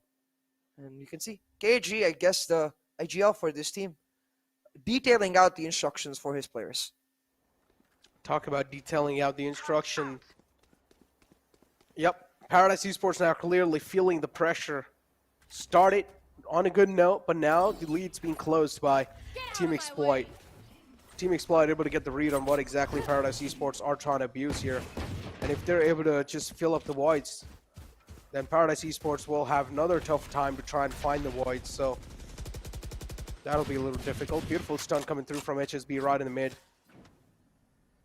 Kind of HSB just making his presence felt everywhere he goes.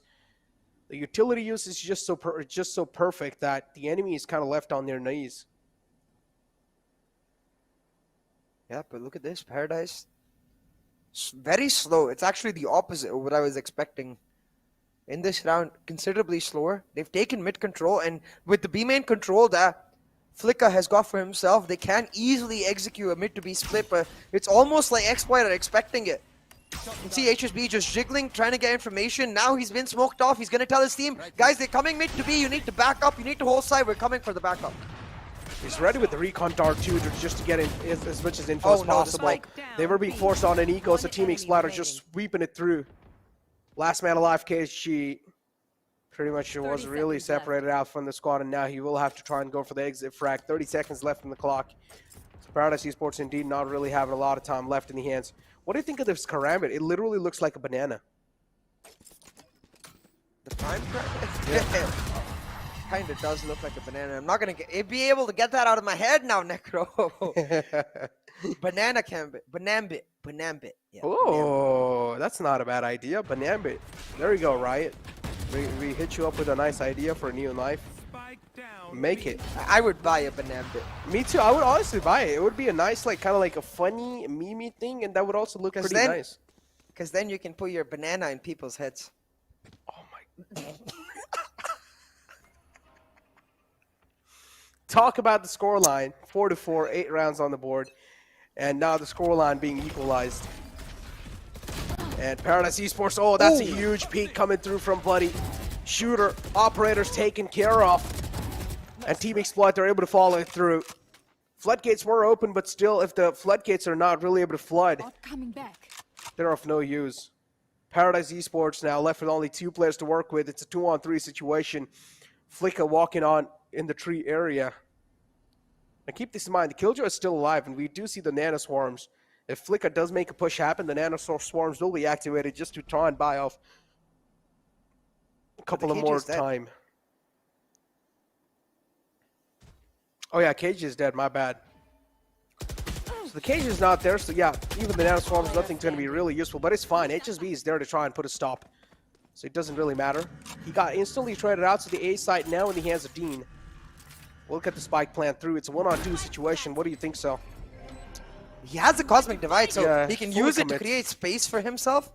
Does come in, and now he can go back towards that A main. 2 stars, so 1 can be used for a smoke, 1 to pull them off the plant. The bottom one is what he needs to do with the gravity well to pull them off the plant.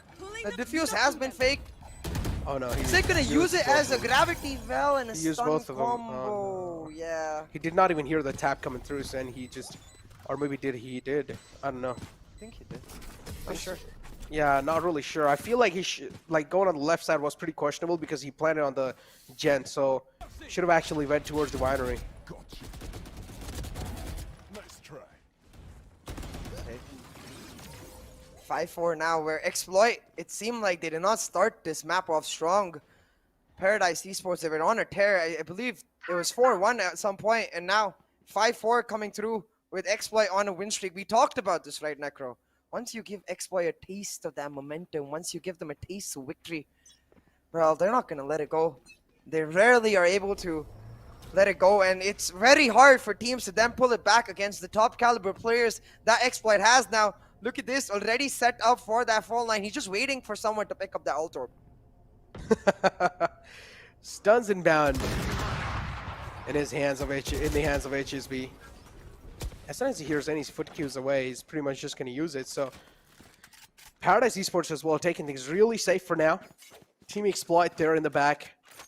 Team Exploit clearly having the lead. I personally really love this operator skin. What do you think of this? Oh, the recon? Yeah. It's pretty cool, right? Yeah. It's kind of like gives you the old school vibes. Yeah. Mm-hmm. It reminds me of a certain game I used to play a lot back in the day. I'm not sure if I can name it right now, but hold on for a second, because Paradise Esports, my bad. Looking to execute on the side, but the execution is done by Soulmate instead. Shuts them down. You gotta check that cubby angle. Talk about Paradise having a purpose. Clearly, right now, the purpose being shut down. And Team Exploit, yeah, clean round in their hands. Not really clean enough. They had a couple of casualties on their side, but yeah, Team Exploit, they're able to steamroll it through. Once they find the momentum, as I said, Team Exploit really do work off of momentum, and as soon as they taste it, they're not going to let the taste go away that easily. They're just going to start eating you alive. So 6-4 being the scoreline now. Team Exploit looking to close this half off on a good note, or at least looking to close this half off in a little bit of advantage, and then maybe later on they'll start following it through with the pistol rounds too. This operator is going to be in quite a lot for Shooter. Misses that shot. Quite unfortunate. Still the Jets peeking out in the mid. Interesting. The Aftershock used as well to make sure Shooter doesn't get aggressed on, so he can maintain that angle now. Start is set up to smoke off Shooter, but instead towards A main, Abdur already shutting down Ezio. Paradise splitting up a bit too much, I think, over here. They need to instead be proactive with their pushes. They're trying to play defaults, but that's not the strength of the Breach combination. I feel like that's the strength of a Sova Sky combination, so it's almost like Paradise running out of options here in their playbook, and you can see that's where the lack of experience for the young guns really comes into play. But a lack of experience certainly does not stop Bloody with his aim. Like, sheesh, that shot! Whoa! Another follow-through comes in, and Bloody indeed is just raining blood right now off his enemies. King, beautiful shock dart to catch Dean. Not even able to slip by, and Flicka now is going to be a little bit on the passive angle. King still exactly doesn't know what's going on. He's expecting a push from Market. It's across the straight on Market for sure. But still, Bloody with that Marshall was able to make some insane things happen. King peeks out and finally will put a stop to the entire round from the side of Paradise Esports. Man, I feel for Bloody. Look at these shots. Was that a no-scope? Yeah, I think so. It was. Marshall is really good with the no-scope as well. I mean, but a headshot? Like, sheesh. I'm not used to hitting those shots. But hey, irrespective, it's the round win that matters, Necro. It's a round win the Exploit have gotten, not once, not twice, but a 6-round win streak going on now. As Exploit, they start to run away with this map. The last round of this first half, Paradise, they really need to make the push happen to try and get this to a 7-5, because I do feel like it's only going to get that much harder on the attack when an aggressive, proactive team like Exploit gets unleashed on their attacking half. Team Exploit pretty much just sticking the standard how they like to play, but look at the A presence is really heavy from Team Exploit. Getting scanned through as well. Hunter's Fury coming out from their side. And now looking to put a stop over here. King gets a frag with the Odin, but instantly gets shut down. The trades are happening back and forth. Team Exploit, they're trying their best to make this push stop. And there we go. Soulmate utilizes the lockdown to try and flush the enemy out of the sight. And beautiful follow up coming through from Shooter. Soulmate able to catch another one slipping by. Dean found themselves in the winery. Wow, clean shot from Dean. Will shut down Shooter. And now it's only a one-on-one situation left. Soulmate versus Dean. Let's find out who's going to be able to follow it through. Soulmate closing the distance. Dean kind of pincered in binary. Peeking out, shoulder peek, and finally Soulmate runs out of bullet. Has no other choice left. We'll need to pull out the Sheriff. Did he just dapper Soulmate right there? I say dapper Soulmate because that's a very common thing that Dapper does. Is tries to jiggle waste bullets while counting it down. As soon as he realizes the opponent's clip is done, then he goes for the peek. And I have to take a look at this in a repeat to see if he did do that. Yeah, like there's no other way because he didn't reload. If you notice right there, Some, he just changed his weapon. So I feel like Dean just counted down the bullets right there, or just by gut instinct knew that the bullets were over right there. That's a pure dapper move, man. Not just in terms of the player, but in terms of the actual word too. Learning it from the best. Oh yeah. Dude, look at those neutral faces. But yeah, 7-5 being the scoreline. Team Exploit now having a huge lead. And we're moving off to the second half of the game. This pistol round is going to mean quite a lot. If Exploit are able to get this pistol round in their pockets, then we already know Team Exploit will pretty much just win this. If maybe Paradise Esports are able to win this pistol round, then they will have to have a fair share chance to try and win this game. Yeah, absolutely. This pistol is going to be crucial, especially considering the fact that, like, for the side of Exploit, I feel like this attacking half is just going to unleash shooter, really, missed quite a bit of shots on that operator on the defensive half, but is no longer going to rely on that operator to make the plays. We know how prolific he can be with the rifle, and with HSB setting him up for success, well, it's certainly going to be a hard task for the side of Paradise, but hey, I will say, considering the fact that Exploit is one of the best teams right now in Pakistan, Paradise, they've more than enough made a name for themselves with this match here. What I especially like about this team is they seem to have a never give up attitude. I can't help but appreciate that. That's just really beautiful for me to watch. Never give up attitude. I feel like pretty much all the teams we've seen in the VCC has had a never give up attitude. True. And it makes sense. I mean, this is a really big event, man. And if you're just going to give up like that, you've been waiting for a whole year for the VCC 2022 to come out, and you're just going to give up like that and just waste your year worth of effort. It doesn't make any sense to me. Mm-hmm. We'll have to see if that never give up attitude can translate into a win right here for the side of Paradise. I love the fact that they still got smiles on their faces. I mean, Dean makes sense. He just pulled off a clutch. But in general, you can see it doesn't look like any of the players are down, and that itself is a big change in general that I've witnessed from VCC 1 to VCC 2, where I felt like the underdog teams, they were very much pressured in VCC 1, but it almost feels like at the end of the day, over the last few months, it's not just the top teams who've evolved themselves, but it's also the tier 2 teams, the underdog teams, who are now trying to make their name, trying to make their mark, who've more than evolved themselves and made this VCC 2 a spicy, spicy affair so far. So props to be given to every single one of them. The year of 2022 has been the year of surprises, and it keeps on continuing to surprise us. And it's just started. Yep, just started. And I'm pretty sure today is the 31st of January, so yeah. Tomorrow is going to be February. Hey, yay, new month. Are you excited, Sia? I am, but I'm also kind of surprised, like with all of the VCC planning and setup and everything. I can't believe it's already been 1 month into 2022. It's gone by so quick, and the next few weeks are just going to go by quicker because we have action back to back to back. But talking about back to back to back, we also have giveaways every single day because I can't stop thinking about that chill out mousepad. Every single day. Oh, yeah. So go ahead and try to get your chances, and you all know what to do. Open up your Instagram, open up your Twitter, and just make a post. Just put anything you guys have, anything creative, any clips of your insane clutches, type hashtag Memes? VCC. Memes as well can work, and make sure you guys can tag us too. You guys can go ahead and tag us too, as you know. I am NEKR0, you on Twitter, CACA Casts, on Instagram, pretty much the same for both. But yeah, you guys can go ahead and tag us. Be a little creative with your posts, and maybe you'll have a huge chance of winning those giveaways and getting that VCC merchandise in your hands. HSB clearly having a good time. Look at this man, having smiles on his face. He's ready. He's here to game. Nothing to feel pressured about. I feel like I want to know if he's typing in all chat or if he's typing in team chat. I think the way he's laughing is probably team chat. They're like, yo, look at these kids. They think they can beat us.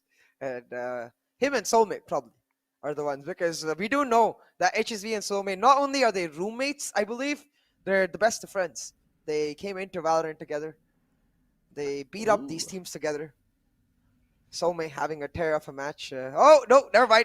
I can see glimpses of that. It's probably in the all chat. Very, very classic for HSB. He's that, like, for me, he's the perfect description of someone who messes with opponents' brains, because the way he doesn't BM, you know, he's just like, I will mess with your brain simply with my plays, my reactions, and my words without going a step too far. Like, he manages that line perfectly, and it's absolutely pleasant to watch, because I do feel like our region, South Asia in general, lacks a bit of that banter, lacks a bit of that psychological warfare. So HSB, when he brings it to that table, I love seeing it. HSB is just a cool dude, man. He's kind of like a chill, cool dude, you know? He's one of those Giga Chats, but Team Exploit already starting it off on a good note. KHG able to try and get the trade back up, but talk about trade. Team Exploit is just able to follow it through again. Spike Planet also having the B-side control completely in their hands. All 4 players on the site. King kind of over here on the B main, try and hold things off. And look at their push coming through from the market. Dean is able to shut down Soulmate, but King over here in the B main, position compromised, is right inside the Astra smoke. Pops out, 3 players in the front to welcome, doesn't exactly know who to shoot and who to not, so will fall down as well. And look at this Team Exploit, HSB and Updoor, they're just playing it to perfection. They're playing off of each other. Team synergy and team communication looking on point. From the boathouse in that post planet, Team Exploit just perfect in their duels. One angle for HSB, one angle for Updoor, and there is just no entry for Paradise. We talked about how crucial this pistol could be, and with it going in the favor of Exploit, like, you have to start getting a little fearful for Paradise, because they've lost the map 1. They don't have the lead here in the map 2, and if they lose this, their VCC journey will be over right then and there. It's been a phenomenal journey, don't get me wrong. They took down one of the best teams in Pakistan in Team Arrow. But over here, against the winners, are the most progressive team from VCC 1 from Pakistan in Team Exploit. Just not able to push back to the finish line. They're able to push back a lot, but not enough to get them the win. But is that? No, for a second I thought that was the Ares. Oh, I want to see an Ares. I want to see an Ares too. Why not?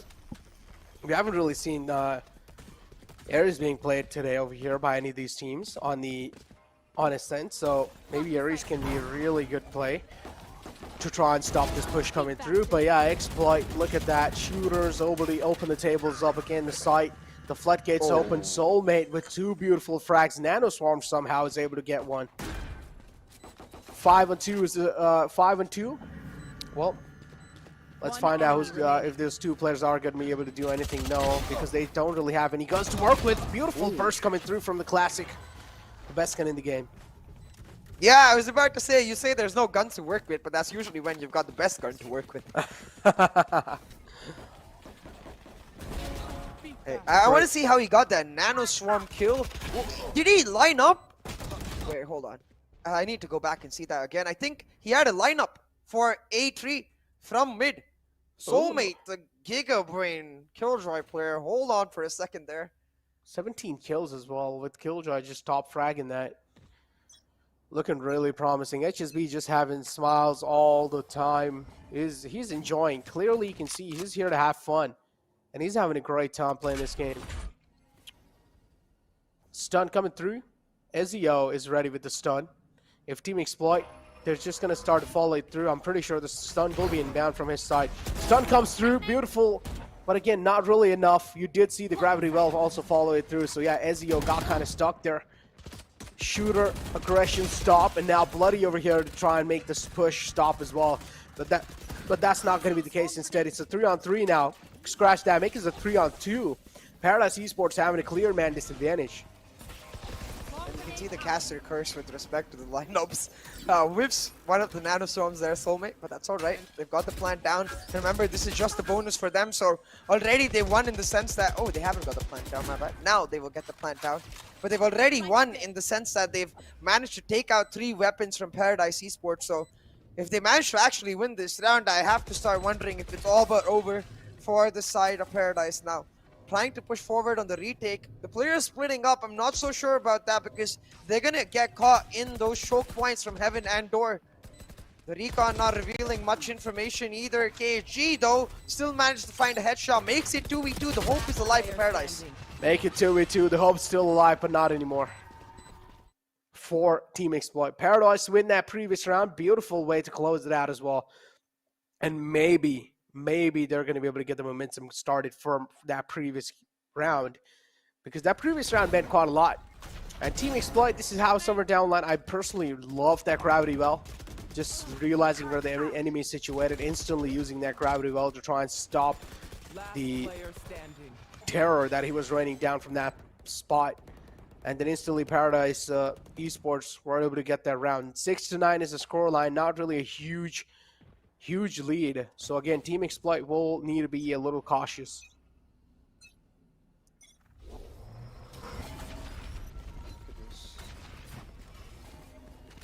I really like this setup from the side of Exploit because in the past few rounds they've aggressively taken A main control, taken that point, and then backed up.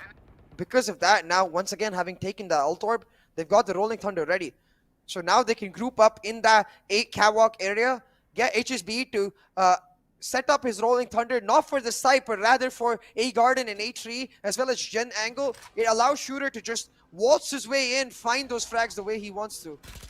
It is going to be not the Rolling Thunder, instead just the drone and the flashpoint to do exactly that. And now the Rolling Thunder used for the site. Shooter finding his way in, but no frag just yet. Discipline from the side of Paradise, but not for long. Discipline certainly destroyed in Paradise Esports. Ezio gets a frag on the King, and look at the man. Already having the side control, HSB is just vibing over here. We'll shut down the door in their faces just to try and buy for a little bit more time. Site control in their hands. All the 4 players are in the site. No one really just like out the crosshair. And look at the positioning that Soulmate has found himself in. Tree positioning. Soulmate finds one. If he's able to follow it through, that can be huge. But no, it's Paradise Esports. It seems like the stars align and they're able to connect the shots.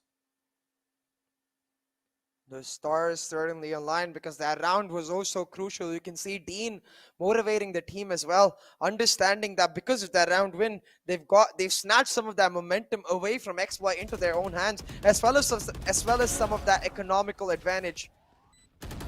And I think for the side of Paradise, it's really important now to try and get a couple more rounds, get that operator on Bloody, because that's something we haven't really seen on Split, because he was playing that Raze, but he needs to find the operator so he can start shutting down some of the aggressive moves that the side of Exploit are making. But talking about aggressive moves right now, they've got that Killjoy lockdown. I think they want to go to B on the basis of that. But Paradise, they have the Hunter's Fury themselves. Got the Hunter's Fury. Paradise Esports. 4 players alive in the game, and same thing goes with the enemy side too, which is Team Exploit. A lot of info to work with that single drone he had.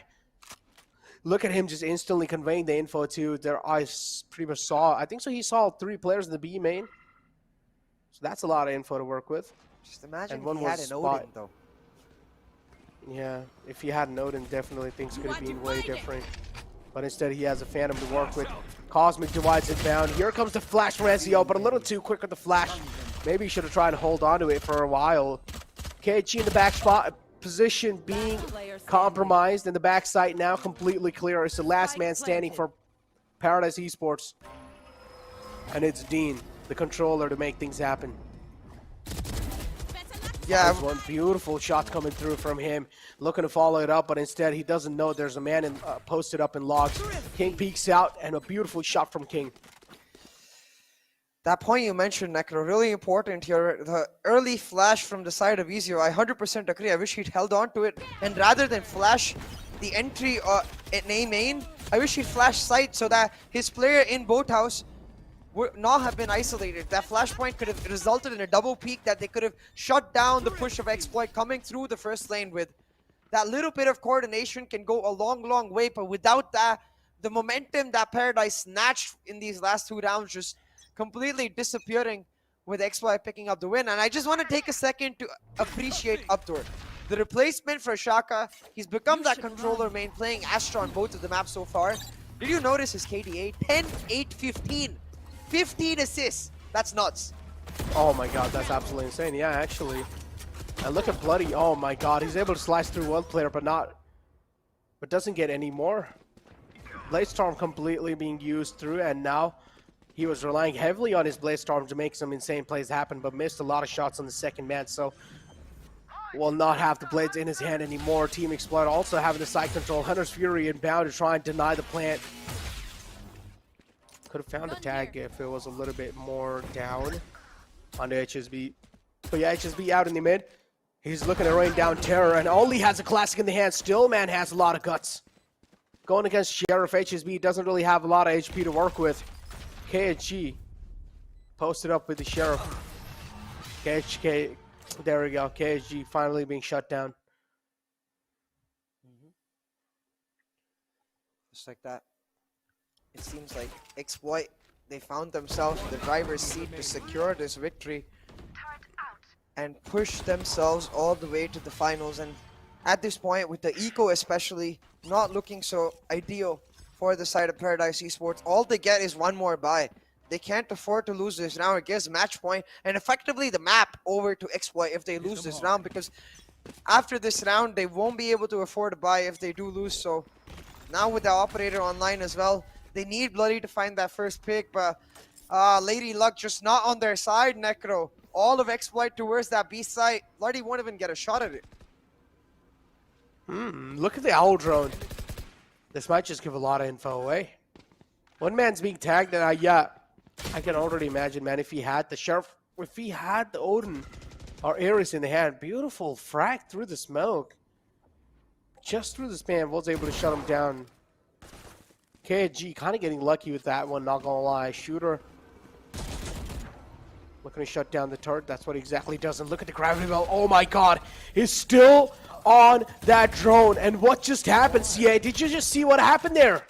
I mean, at first I liked it, given the trust he has in Shooter. The Shooter got my back, but as soon as you start getting gravity well, then surely you stop at least then, right? Because he got vulnerable and died to that nanoswarm because he was vulnerable. So if he doesn't get caught at the middle of the gravity well, he doesn't turn vulnerable. He might take a bit of damage, but he could just bunny hop away. Instead, now, hold on a second. Paradise Esports, they seem to have found themselves in the driver's seat. I thought for a second Shooter could turn his lurk into the round. We're talking about lurks. Look at Soulmate, the top fragger for Exploit, making his way in. This 1v1 is key because Flicka, he's completely isolated. What the hell was that though? It's so hard for me to like get it out of my head what just happened. Like, why did Shooter not tell him that you're taking a lot of damage from the nanoswarmers? Why did he not stop droning when he realized he was getting dragged in the gravity well? So many questions I have, and I really want to know in an interview. I want to find out what exactly was going through his mind there. Yeah, I do really want to know as well.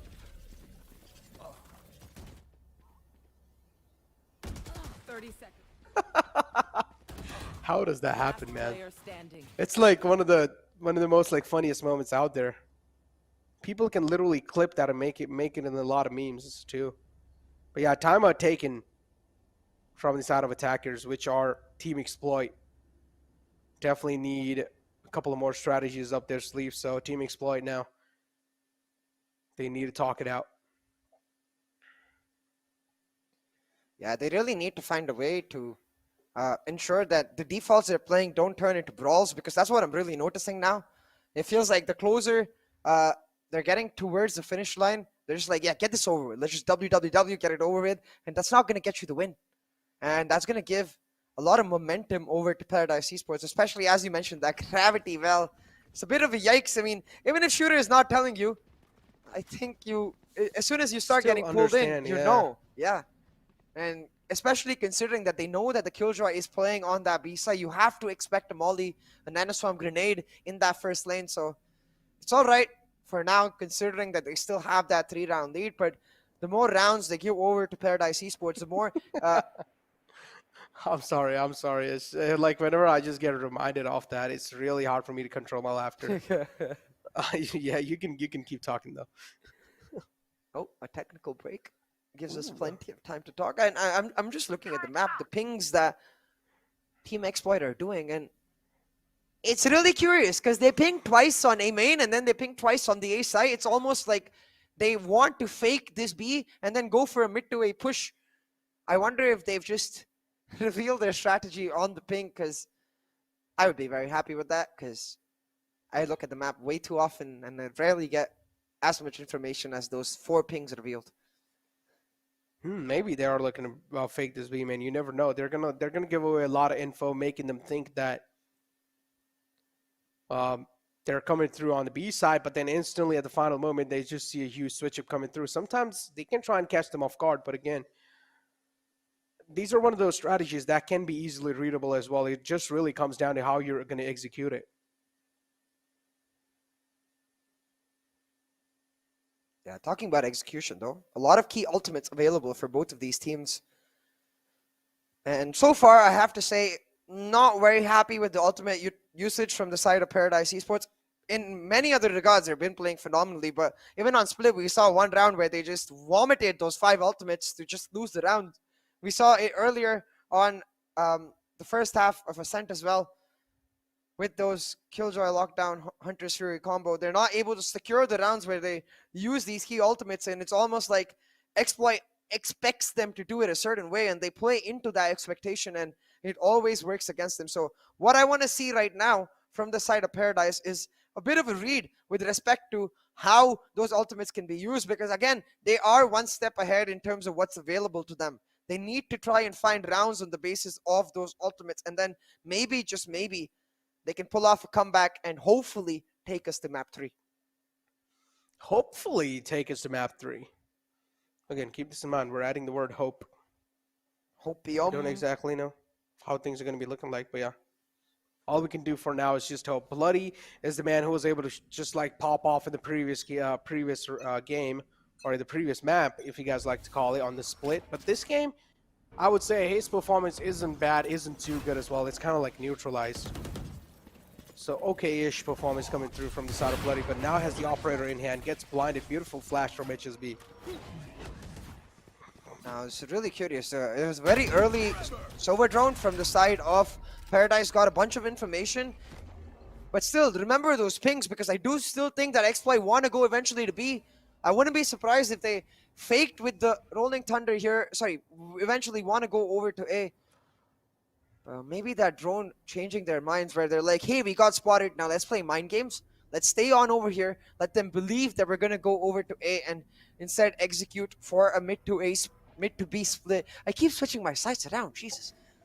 But hey. Oh, man.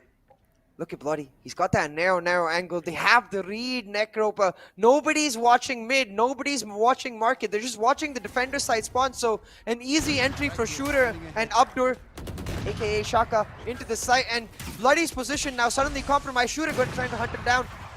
Dean, though, with a 2 huge... Whoa! Oh, my God. Making 3 of Dean. Oh, he's just stacking up bodies one after the other. Dean finally being shut down. Shooter realizes what Dean is trying to do. He's just causing a ruckus in the enemy team, which is Team Exploit. Paradise Esports left with 2 players to work with. Only one single bullet left in Shooter's hand, but a beautiful headshot follows through.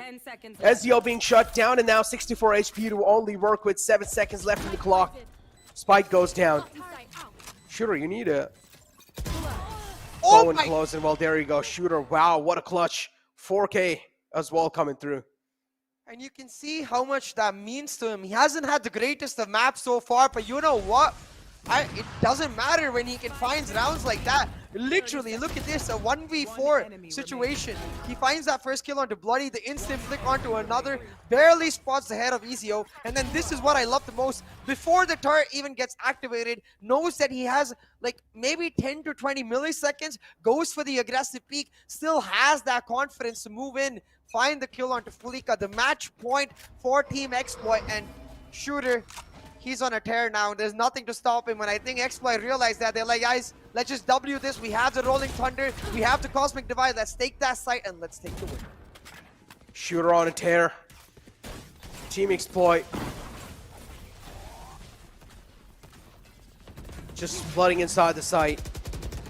Shooter trying his best not to get scanned with a recon dart. I personally like that, really. And now he's being so aggressive in the heaven side. But still the aggression somewhere down lane is being expected. But the Rolling Thunder coming through to try and deny all the aggression in the heaven. And Shooter also gaining a lot of map control. I don't know why he's flicking around so much. just panicking quite a lot in the end moments. Paradise Esports, though, they're able to strike back. Trades happening back and forth. King now left with to make some King plays happen. And well, it's a 2-0 clean sweep from the side of Team Exploit, proving that they're the best players in Pakistan. Team Exploit, a 2-0 victory, though I have to say Paradise, they made them work for it, but as you said, Exploit, we've known them for a while. I mean, since the last VCC, as one of the best teams in Pakistan, and they prove it once again. We'll have to see if the next opponents they face in the finals can give them a bigger challenge, maybe take them across all 5 maps that they're going to have to play in those finals of Exploit. They're just going to smoothly sail on their way to the grand final playoffs. I mean, Team Exploit have already booked their slot in the grand finals of this Pakistan-Afghanistan qualifier, so they don't really need to worry about it much.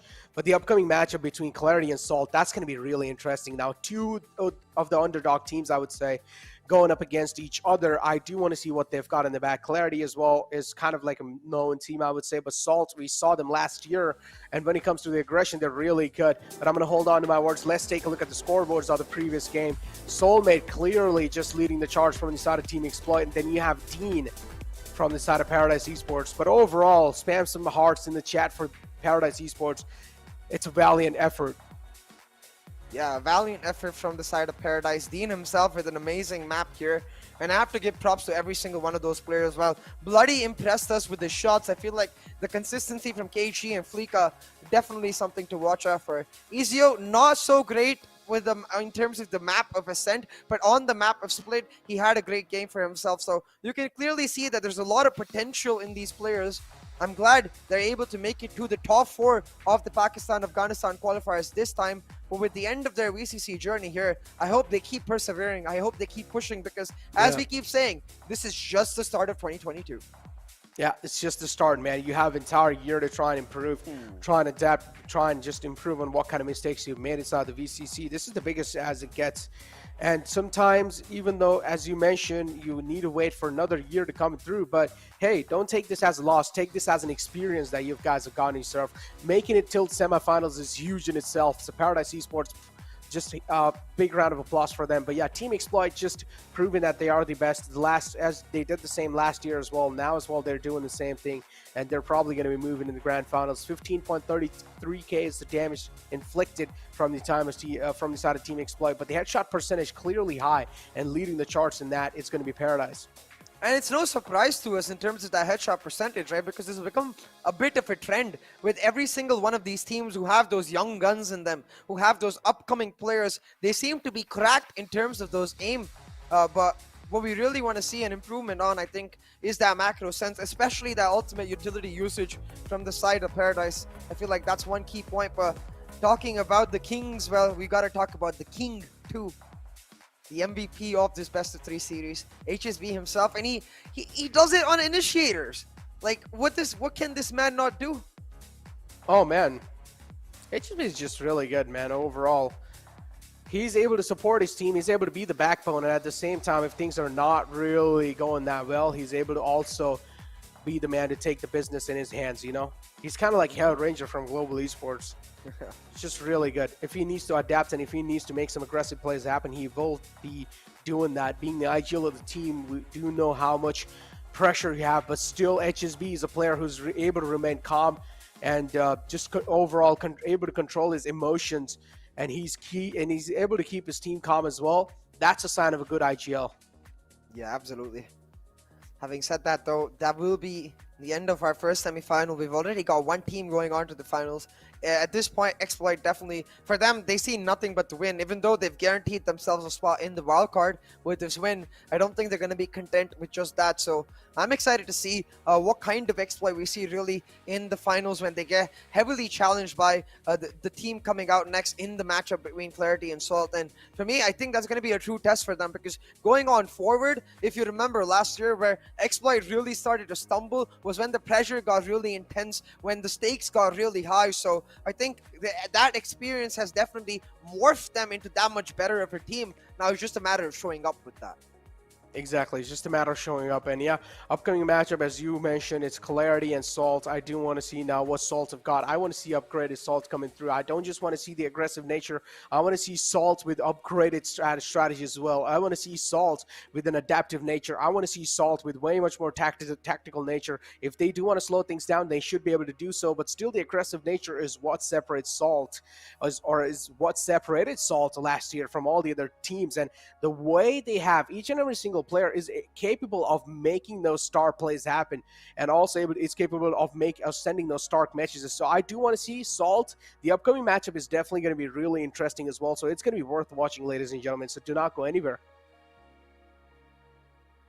Yeah, I think what's especially interesting for us to witness too is how different these playstyles usually is in Pakistan. I think given the fact that last year it was a lot of W gaming, really, a lot of aggressiveness, we're seeing evolution in that regard too. I do want to commend Paradise on that note. I think what we really saw in Split especially was an ability to adapt to the playstyles of Exploit. Now, having said that, I feel like Exploit themselves did reveal a couple of things with their compositions here, and still knowing the fact that they have insanely high win rates, like 82%, 77%, 74% on all of their strong maps, it comes down to how teams are able to find these nooks and crannies, some of which Paradise exposed, some of which they didn't, to try and take them down. I think for me, it's also about how Exploit themselves look to shut down those weaknesses. Shooter, for example, did not have a great day, but that's the strength of Exploit, right? Even when their primary duelist, who they're playing entirely around, is not having a great day, people like Soulmate able to step up and really take the cake, people like HSB. And finally, a big shout out to Shaka, or Abdur himself. Like, the way he stepped into the role of controller, it's not as easy as it sounds, especially playing the Astra. When you're the new player in the team, you have to coordinate on every single front. The number of assists he had in this map itself, it's nutty for me. Like, as Astra lover myself, like, I love seeing the fact that he's so coordinated with his team and able to every single time get assists on the basis of those gravity wells, those concusses coming through. So Abdur, a big hats off to you. Exactly, and this also leads me to another question, is that what is the difference that you really noticed between the last Exploit Storm we saw and coming inside this? Did you notice any difference, or do you think it's just pretty much the same Exploit Storm?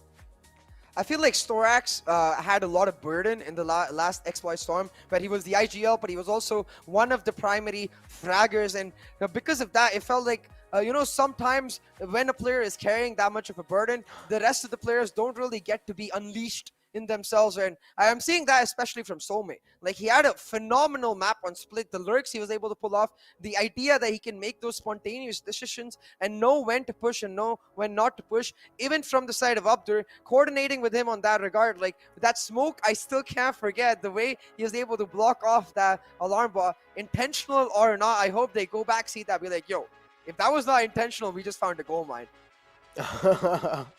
I mean, I don't know if that was intentional or not, but yeah, as you mentioned, they did find the gold mine. Upcoming matchup, Salt and pretty much Clarity. What are your speculations going to be for that? Because Salt, as I mentioned, a team that is really aggressive. Clarity, I still need to get a clear light on them. But overall, what do you think of how Salt are going to be performing against Clarity? Are you expecting a clean swipe or a close competition? I think it's going to be really, really close, because in their most recent encounter, it was actually Clarity who took down Salt. And Clarity, while the organization name itself might be a bit new to you, some of the players I think you might remember, specifically Batsahab and Beast coming in. Yeah, exactly. So Batsahab and Beast, both players we've seen prolifically perform in VCC1. And given the fact that recently the results have gone in the way of Clarity, I think the onus is now on Salt to prepare something for these players and shut them down. I mean, talk about results, though. I mean, in the past as well, we have seen, if you remember VCC1, Enigma and EXO, they were over and over fighting against each other. But in the end, I mean, EXO were able to shut down Enigma all the time. But in the previous VCC, where it mattered the most, Enigma took a win over the EXO. Again, this could be the bigger stage. This could be where they just start to pull out those MasterCards, and Salt Esports are like, psych, you thought we're bad. No, we're not. We got the MasterCard over here, and they just completely decimate through Clarity. Anything can happen, man. Actually, you can even look to Salt itself for that narrative, because if you look back to VCC1, Salt won the first Pakistan qualifier, taking down Exploit themselves, where everyone was like, hey, recently Exploit has continuously demolished Salt. In that finals match, Salt just ran it away with the pedal on the metal. So I think the team that is Salt, especially with players like Stranger, who can pull clutches out of nowhere, you can't really be sure that you're going to take the win against them. You have to be careful.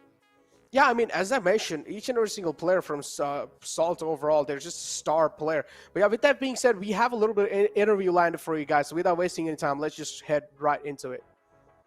ऐसी नहीं जा रही जब मैंने king को मरते हुए देखा था ड्रोन करते हुए तो उस गेम का सबसे फनी मोमेंट था आई थिंक मैच के बीच में भी आपकी जब मुस्कुराहट आई थी मेरे को लग ही रहा था कुछ ना कुछ आप अपने टीममेट्स को बोलने वाले हैं बट आज हमको वो यूजुअल एचएसबी के जो रिएक्शंस होते हैं वो नहीं देखने को मिले जी नहीं we had fun playing the game और काफी मजा आया इट वाज फन अच्छा माहौल था मजे से गेम खेला अच्छा था game it was a fun game जी मजा तो है बिलीव यहाँ पे देखने में भी हम लोगों को काफी है एचएसबी एक चीज जानना चाहूंगा कि पैराडाइज ई-स्पोर्ट्स जैसी टीम है आई मीन काफी यंग इनके प्लेयर्स हैं आप लोगों के पास काफी ज्यादा एक्सपीरियंस है बट इन्होंने काफी क्लोज कंपटीशन आपके अगेंस्ट पुट अप किया तो क्या कहना चाहेंगे इस चीज के बारे में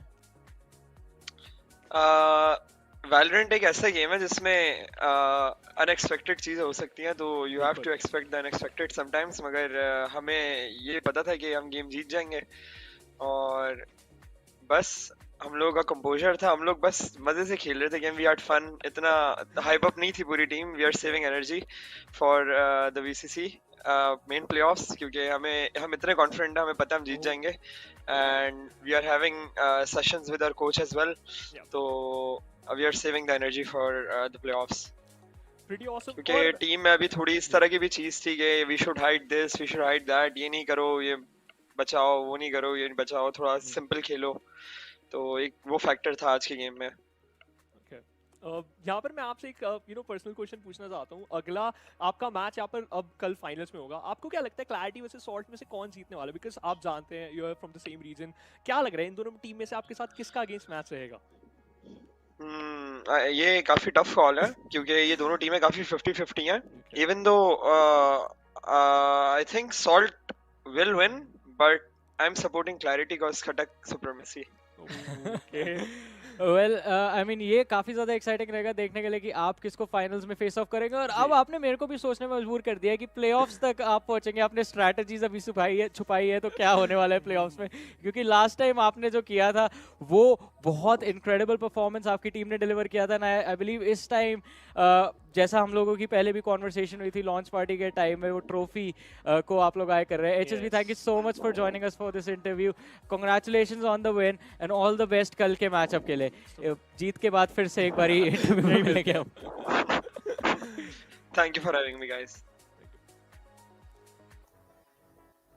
Well, it seems like the Hindi desk already know that Exploit are going to win this grand finals. It's like, all right, after win, we'll catch up again. But yeah, I don't know, Johnny, man, Johnny's a little too overconfident over here. But again, you never know, man.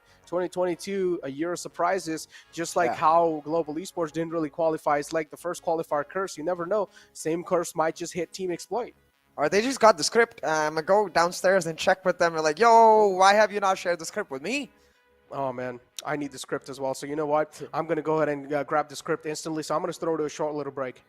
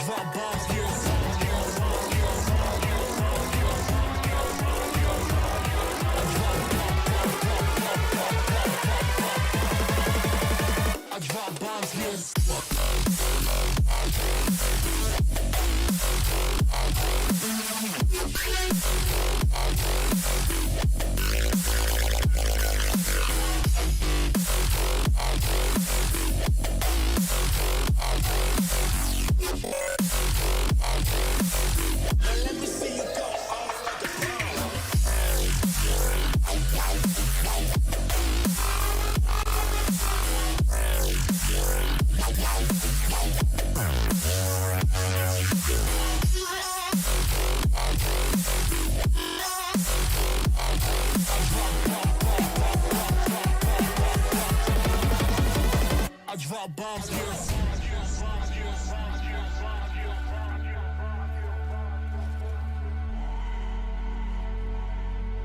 Now let me see you go off like a bombs.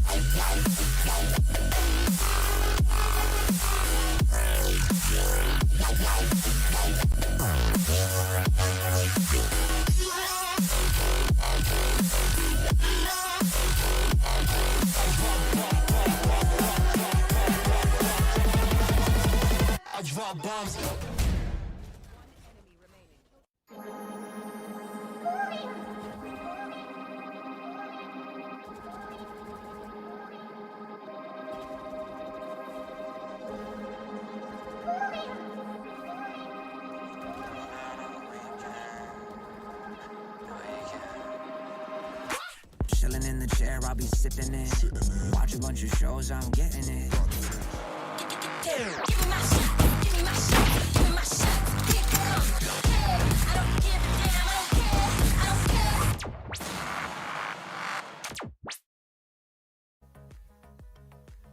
Welcome back, ladies and gents. This is NODWIN's Valorant Conquerors Championship with Gillette as a grooming partner, and this is the road to VCT for the South Asia region 2022. Currently, we're in Pakistan, Afghanistan qualifiers. We got rid of the first semifinals, and Team Exploit were the one who came out victorious in the first one. Now moving on in the second semifinals, we have Clarity versus Salt. Now, Salt's pretty much known from the last time, but in Clarity as well, we have some well-known players from the pretty much experienced players in Clarity as well. So I want to see how this matchup is going to be looking like. Yeah, I'm really excited to see how this unfolds because, as you said, we've got some very well-known players on both sides. And for Salt, like losing it right here, it would be a big downgrade as compared to what happened for them in the VCC qualifier VCC 1, where they were able to go all the way to the grand final playoffs. So looking at the brackets themselves, you can see for both of these teams, it's been quite an easy trip so far to the semifinals, but that's where the easy trip stops right here, both of them facing off against each other. Yep, both of them pretty much in the past just 2-0ing their opponent. So equally skilled teams. I do want to see which one's going to be moving in forward and giving a tough fight to Team Exploits in the grand finals in the best of 5 series. But yeah, Team Exploit is the first team that have made their mark in the grand finals of the Pakistan-Afghanistan qualifiers, and now these two teams, as I mentioned, pretty much both these teams are equally skilled, so it's going to be really hard to make any predictions happen. I'm pretty sure even the chat's predictions were kind of like pretty close. So overall, even we don't know how the ties are going to be looking like. Yeah, absolutely. And I'm really excited to get some clarity on that aspect because at this point, what I really want to see from both of these teams is something different. Because unlike Exploit and Paradise, where I feel like Exploit just too comfortable, even as HSB said, they don't really want to reveal anything new in these matches. And Paradise, a little too new for the experimentation against someone as big as Exploit. Both of these teams have the ability to bring something new. So let's have a look at the map veto and see first with regards to that what we have banned. And clearly Pakistan not as big a fan of Fracture as India seems to be. Those maps get instantly taken out. Oh man, Fracture and Brace, 2 new maps gets instantly taken out. Then you have pretty much the OG maps left with Ascent and Bind are the pick. Ascent pretty much picked by Clarity, and then Bind we saw last time and how good and dominant Salt can be. Salt pretty much, they have the pedal to the metal on the map of Bind, so it makes a lot of sense. I expected Bind coming through from the Salt. And then Decider is going to be played on Icebox, which defending side are going to be played by Clarity. Yeah, I'm excited to see how this unfolds and which composition we get to see, because while Exploit and Paradise both carry that Breach Sova combination, I want to see some KO maybe even come out, because I've seen Pakistani teams in the past use that KO really well in the way they use the lineup flashes to set up some long range bursts. So maybe that could work out, maybe even a slower, more tactical nature from the side of Clarity with respect to Sova Sky. But given the cracked nature of these players, I certainly wouldn't be surprised if we just see the exact same mirror as we saw between Exploit and Paradise. Oh man, moving it forward without wasting any more time, straight up moving inside the Agent Select. And we're seeing, yep, I did see the smile as well falling through on CA's lips. Yeah, clearly. He is interested to get inside the matchup. That is what I meant. Like, these players too cracked clearly to go to anything else except that Breach Sova combination. They love being aggressive. They love taking the fight to their opponents, and it's the exact same mirror composition fight that we saw between Team Exploit and Team Paradise. So let's see, maybe in terms of the defaults we get to see something different, because one name that I certainly remember is Stranger on that Sova. No stranger to those clutches. Oh man, he's not a stranger for sure, man. He's just really strong with the Sova. We've seen them in the past. It doesn't matter. Even if he's playing Sova, he can perform like a duelist sometimes. Oh yeah. But hey, on the other side, you've got Batsab and Beast, two players that we know formerly from the side of from VCC1. I'm more curious to see how someone like Freebeck or Katak is able to perform here. I think for both of these newer players to VCC, it's going to be a big test of their temperament, their composure, their ability to just set up the plays for someone like a star player like Batsab. So let's see how it is done. But there we go. The man, the myth, the legend himself, Stranger. And of course, Jivix. And most of Salt, quite similar to what their old squad was. You've got Darky, Gunner, Jivix, and Stranger. I think the only newer player is Demon in that squad. There we go. Look at Batsab's back. There's the red. Eat, sleep, game, and repeat. That's all we do, man. We're gamers. On the other hand, Beast as well, pretty much well known. We saw him in the past as well.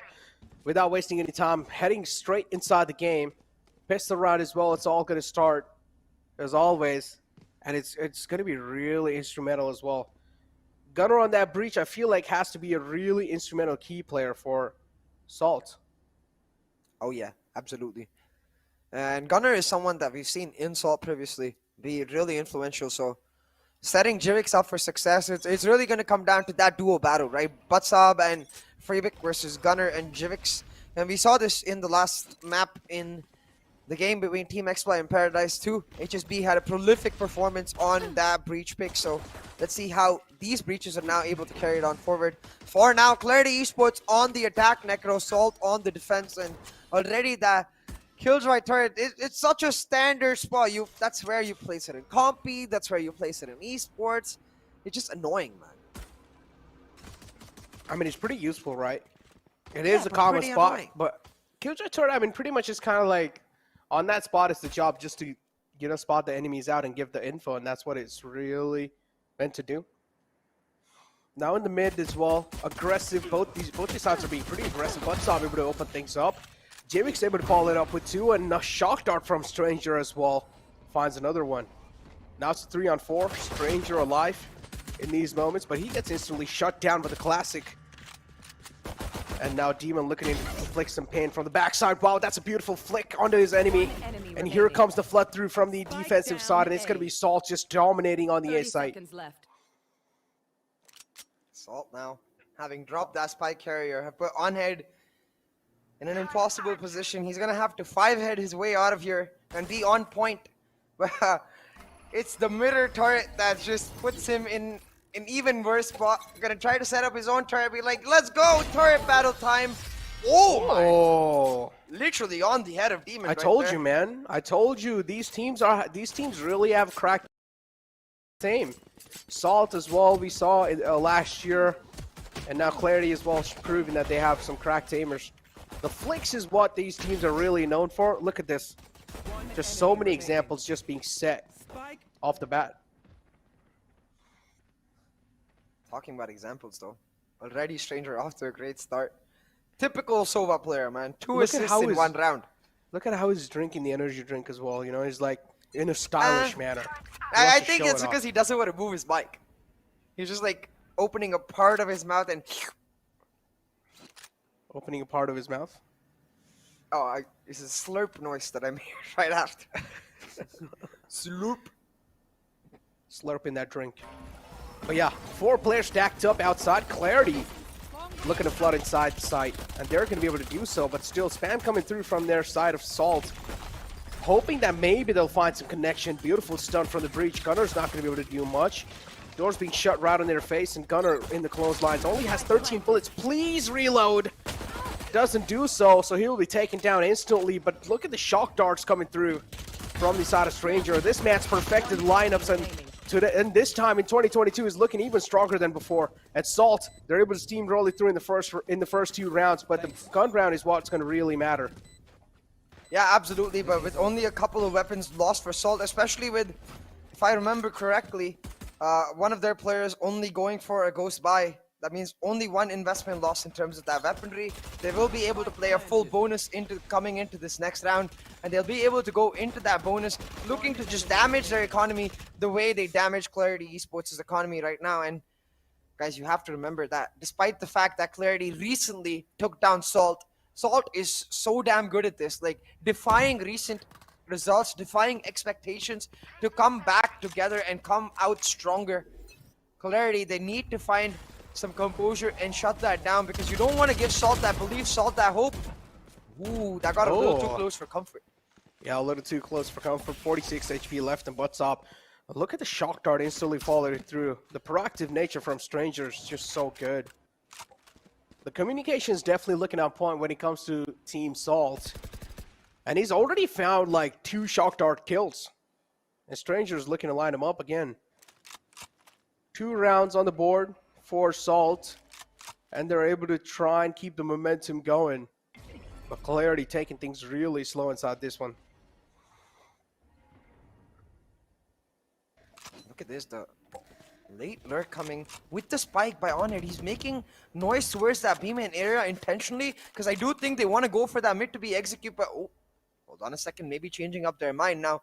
Do notice that Clarity have already gone that lockdown online for that Killjoy. So you can see Clarity a team that focuses on those macro plays. In the first 2 rounds, they're able to take those extreme angle controls, farm those alt tops, and now with a lockdown in the 3rd round, it can be huge, but with these breaches in effect, you have to remember, a single aftershock can shut down that lockdown now.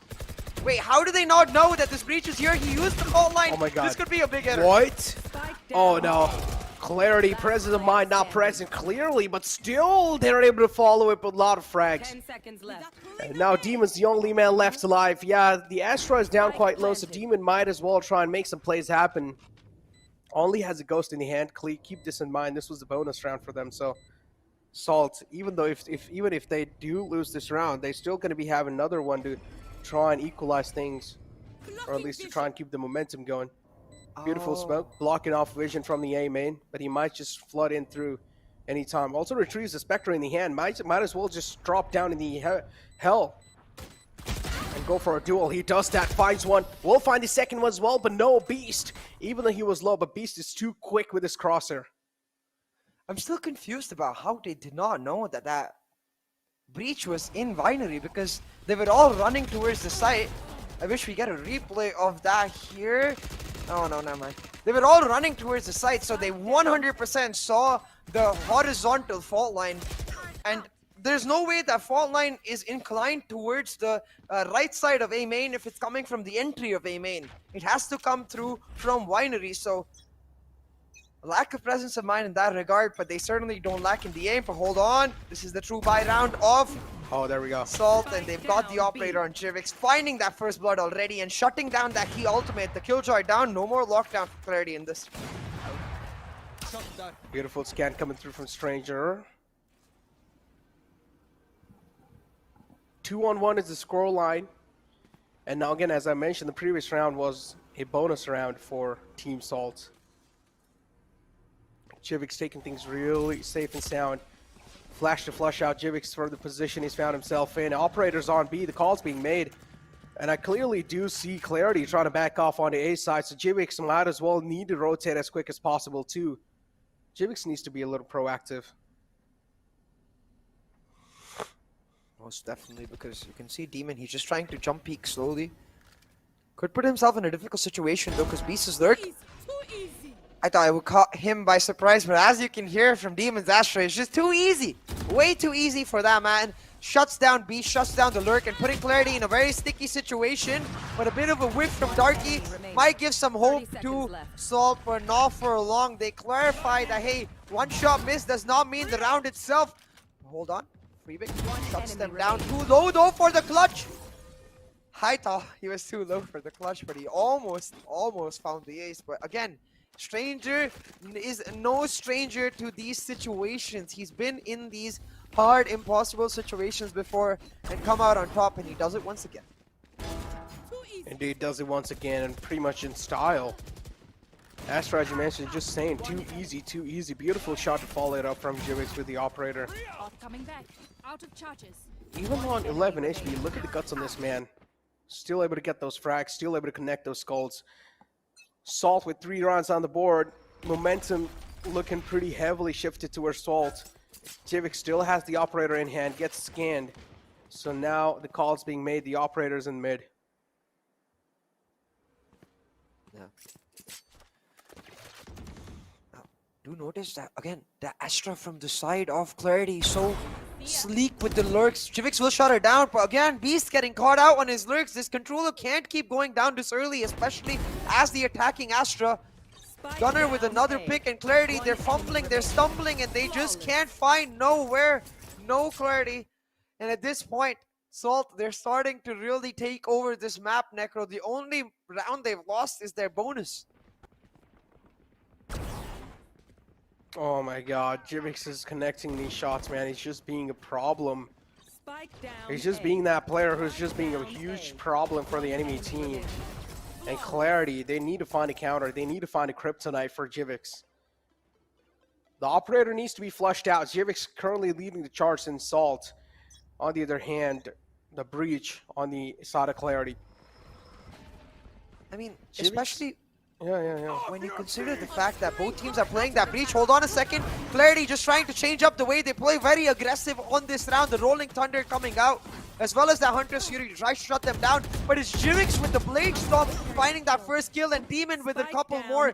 Salt will just not move their amount. Oh my god. Oh my god. Butts up though with a quick crosser adjustment. Able to find two, and Beast position compromised now. Got spotted by the recon dome. Here comes the push. Beautifully played by Salt there. Salt, they're just looking a level ahead. No matter what the enemy team Clarity is trying to do, Salt is able to counter it perfectly. Yeah, it's just discipline, I think, from the side of Salt. They know that as long as they don't peek early, as long as they don't get caught out by that aggressive breach and jet combo, they're good. And Jivix clearly having a killer of a game. Wait. Hold on a second there. Where's his operator? Did they not save his operator? Oh no. Placing swarm grenade. Did his team forget to save Jivix's operator? He has to It was save a little for the tough. operator. He actually got taken down on the side, and the final man was all the way back in defender spawn. So they needed to stick together to take the final man down and win that round. So yeah, to all go all the way back to the site, it was a little too tough. Hey, talking Blades about are tough, available. it's certainly looking a little tough right now for Clarity, because especially with that Hunter's Fury invested, they can no longer rely on that Killjoy Hunter's Fury combo to deny the counter Hunter's Fury. But hey, that Cubby was disastrous for Paradise against XY in the last round, so already I'm glad Onit has got them lineups to make sure it doesn't happen once again. Now the drone coming out will force them all back.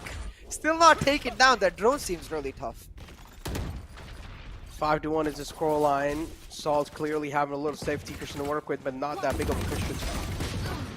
And there we go, Jivix trying to follow it through, but Saab able to just line up skulls, just slicing it through, but instantly got traded out. Man advantage though, favoring Clarity, and that's all they really needed. And Rolling Thunder comes through. Wow. Down B. Last Push, player standing. shut down pretty much. Gunner found the side control, and that's all they really need. Gunner now can play a really instrumental play here, but I like what Gunner's going for. Going towards the stairs, being really aggressive in the position, but no, did not expect the second player to follow through. Just like that.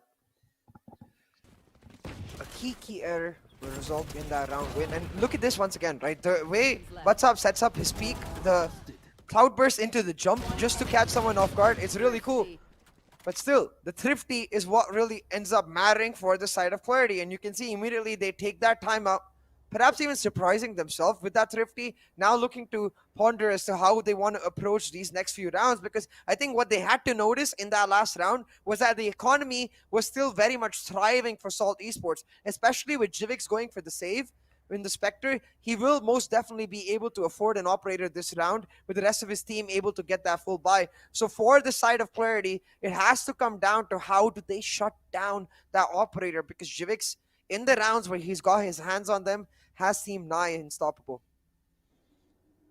Attackers opting out for a timeout. They really do need that. After winning the second round, they need to discuss how that exactly happened. How were they able to win it? And again, the previous round was pretty much too close to comfort. So getting that thrifty round win, just trying to play the mind games over here as well. You clearly do see Beast as well making the calls, trying to share his opinions. Clarity, equal pressure on both the teams. Salt, as you mentioned, has been beaten over and over again by Clarity. So Salt, can we feeling the pressure? The biggest stage, one of the biggest stages in the South Asia region, and the only chance for the South Asia region to make it to VCT. So, yeah, the pressure is likely. Talking about pressure, Jivix under a lot of pressure, stunned by that fall line. I think they have a very good idea that he's here, but he's just playing it slow, waiting for that flashpoint. Gunner gives it to him, but maybe not perfect in that peak. Still a 1-for-1. Jivix missing both of his shots.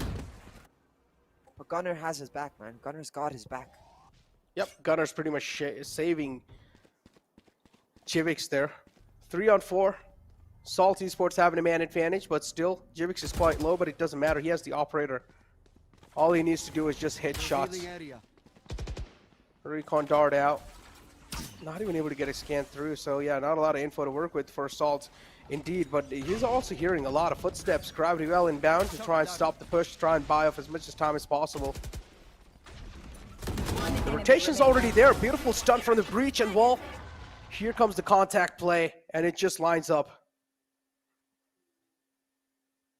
That stun was so instrumental to stop that push.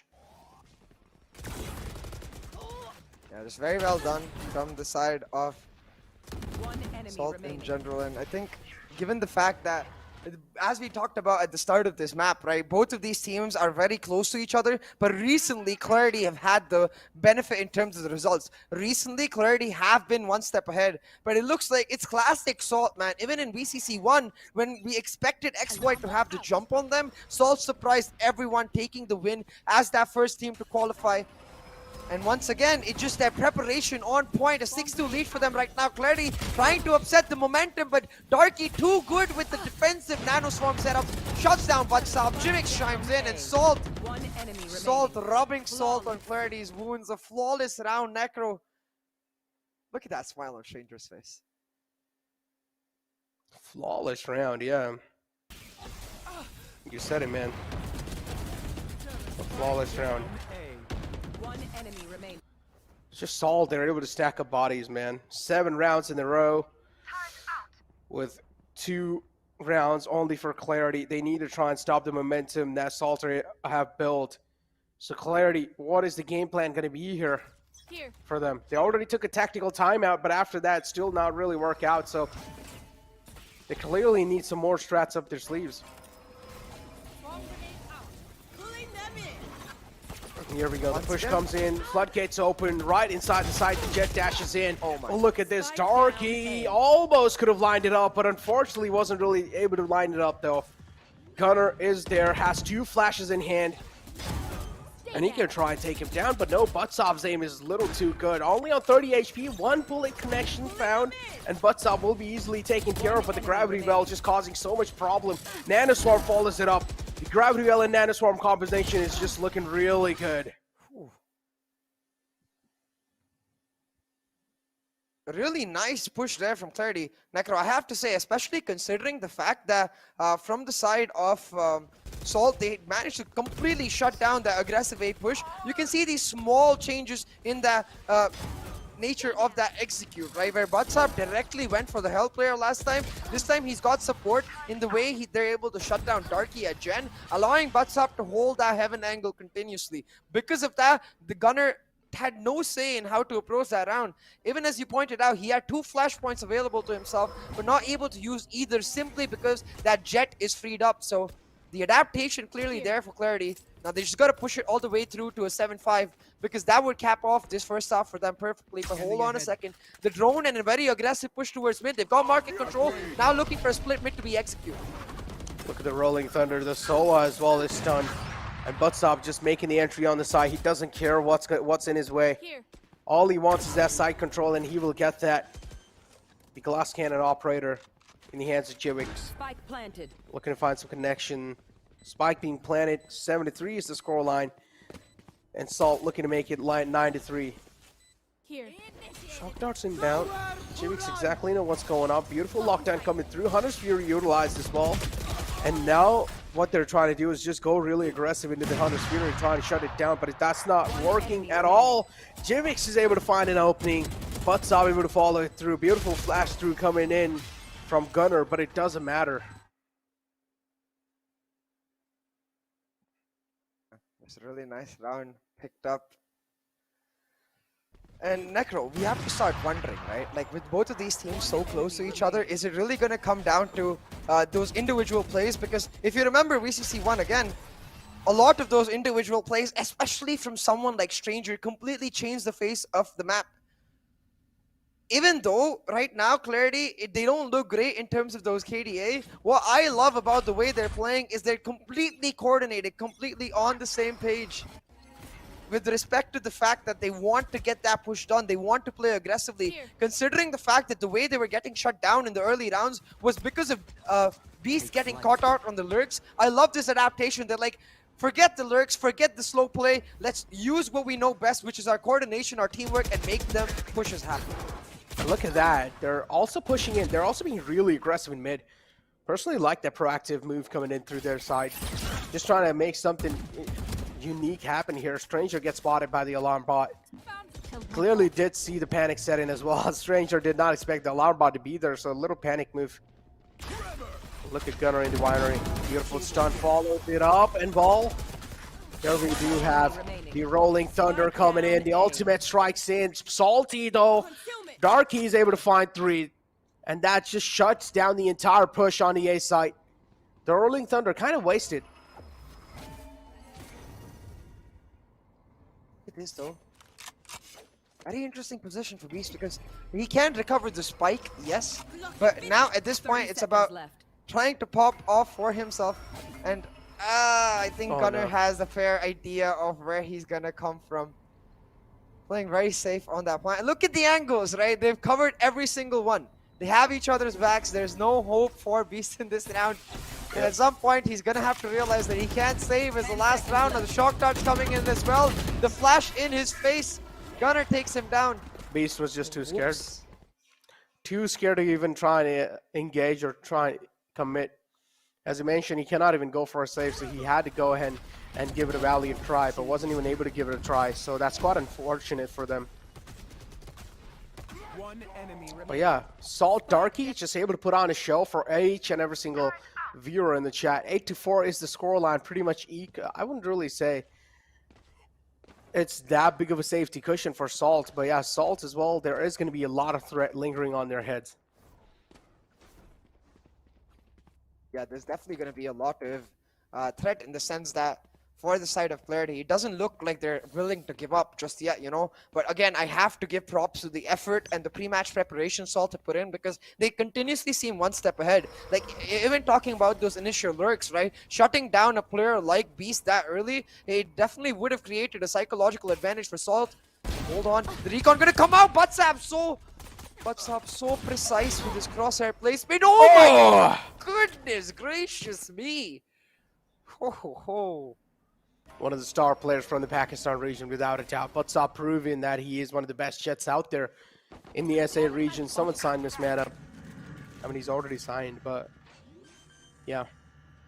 Spike being planted. Gunner is the man who's getting the spike planter. We also do see the ability to try and deny the plant. 22 HP in his hands. Not really a lot of HP to work with. As we do know, it's just a pistol round, but still the aggressive push coming through from the side of Salt. Low HP is not going to stop them from making these aggressive pushes, but the problem is the HP. This turret as well might just take out one of the players. Gunners will need to play things safe, but Demon in the clotheslines is actually making some demonic plays happen. Dink comes through, and Gunner and Salt, Demon, they're able to work it off of each other. Working really well. You can see the Salt players, they're pumped up, Necro. And honestly, a bit of that energy now starting to get to me. Despite these amazing plays coming in, the fact that Salt are still able to pull off this round, it's just honestly insane. Demon showing up and living up to his name. And what's with these Pakistani Astras pulling off some insane numbers on those assists, man? 13, 7, 10. We saw this from the side of Shaka himself in the last game. Like, I'm certainly feeling motivated from these Astras. I think I might go log on to Valorant after this day and play a couple games myself. I might need a duo though. I don't think I can get assists myself. I don't know if I can duo you, man.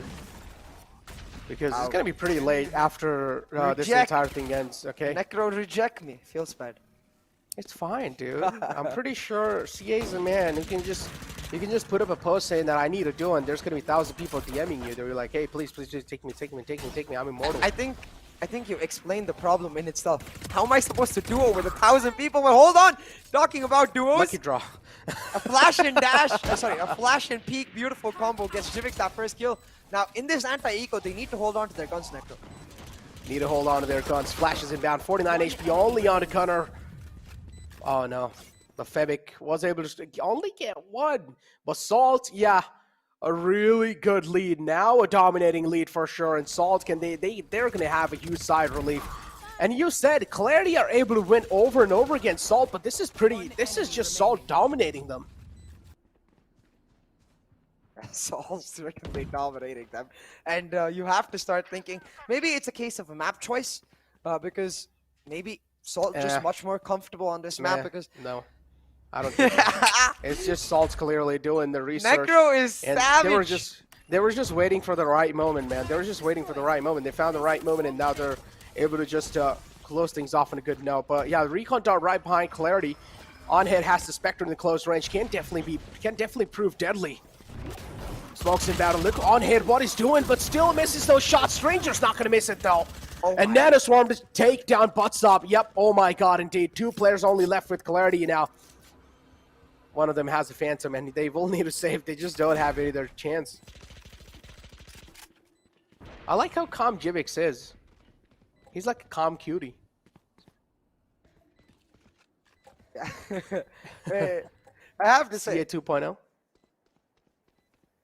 Nah, I feel like you're insulting him now. Oh. Okay, maybe Jivix Necro is cuter 2.0. than me. Okay, you're definitely insulting him now. Okay, dude. F you. You reject me for 2. I reject your cuteness. No, I'm kidding. Look at this though. Trying to hold on to the remnants of their buys here, Clarity. They're getting pushed on aggressively, and oh, they do manage to shut both of them down, holding on to their Phantoms for now. They gotta reposition though, because the rest of Salt, they're coming hunting, and they don't care about their weapons. For them, it's just a bonus. All they care about is the damage they inflict, but all they will get them all. Oh my god. This is why I love Pakistan. This is exactly why I love the actual Pakistan. BM. I know, right? Like, the hunt down, the BM, we need this banter across every single region in SA.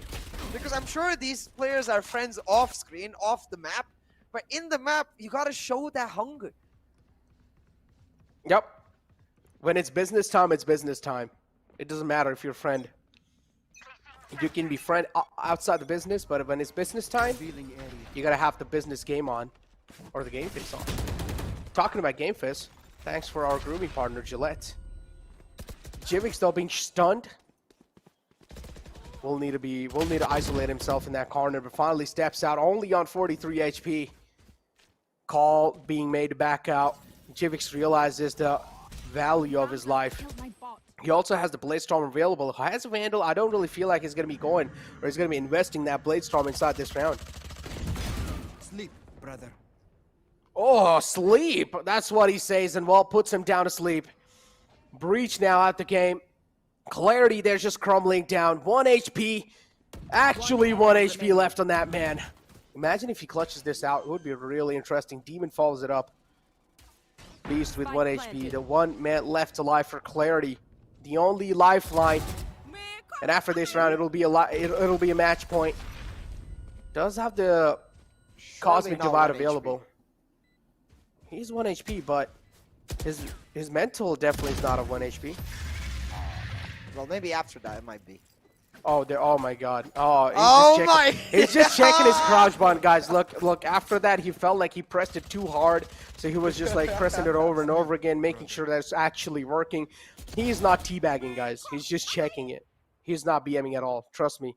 12-4 is the scoreline. Also, did see a little smiles on the faces of Jivix. You can see even Astra adding on to the salt, really, with her voice lines as well. I'm loving this VM, man. I'm not gonna lie. I love it. I love it when players really express their emotions with their knives and their shift buttons and their toxicity, man. Love it. Just you and me. This is where we're on the same page. It's not toxicity. It's better. Come on. You should run. Emotions can be of all sorts. They can be happy. They can be angry. They can be toxic. There's so many emotions, so many phases. It can be actual emotional emotions as well. So never know. But Saab, though, able to slice one man's skull open. It's Demon who's not going to be able to make some demonic plays happen anymore. On had taken little shots on himself. Just chipped off the damage. 12 rounds already on the board. Hunter's Fury available, but Saab left alive. Has the Bloodstorm available. Looking to slice some skulls open. Trying to keep his team alive in the game, and he's going to slice another one. Looking to slice another one as well, but no. He's only able to get off with 3 kills. Clarity now. It's a 1-on-4 situation. Jivix, the only man left alive, will be forced out of his safety. Oh my God. Jivix still able to find those 2 frags. I don't know how he was able to line them up. Yeah, I mean, especially after the way he entered. You'd think we wouldn't be surprised, but every time we see him pull off those shots, it's definitely a surprising factor. But for Clarity, still some hopium here. Hey, what's up, man? These shots! Yep. Holy moly. Insane gamer, dude. Top 10 gamer moments. Top 10 gamer moments. 12-5 is the scoreline. A lot of rounds have already been given away, so I'm not really expecting any comeback happen from Clarity. But on the other hand, Salt, they're going to take their sweet little time. They have decent amount of economy as well, but if you talk about Darky, only has 100 credits left after that, so there's going to be a little trouble for him. Beast finds a nice opening onto Jivix. Jivix being a little too overconfident this time. I don't know what was that move.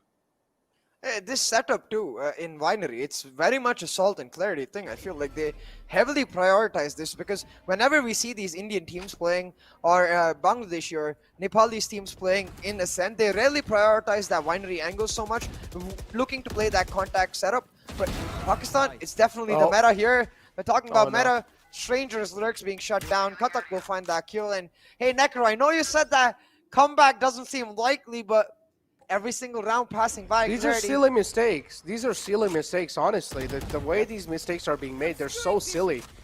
And it's clearly being seen that they're being really overconfident, and this is why they're being punished. I do understand you guys need only one more round on the board, but that doesn't mean you just start fully committing. Demon is able to get 2 frags. Now it's a 2-on-3. Certainly seems doable.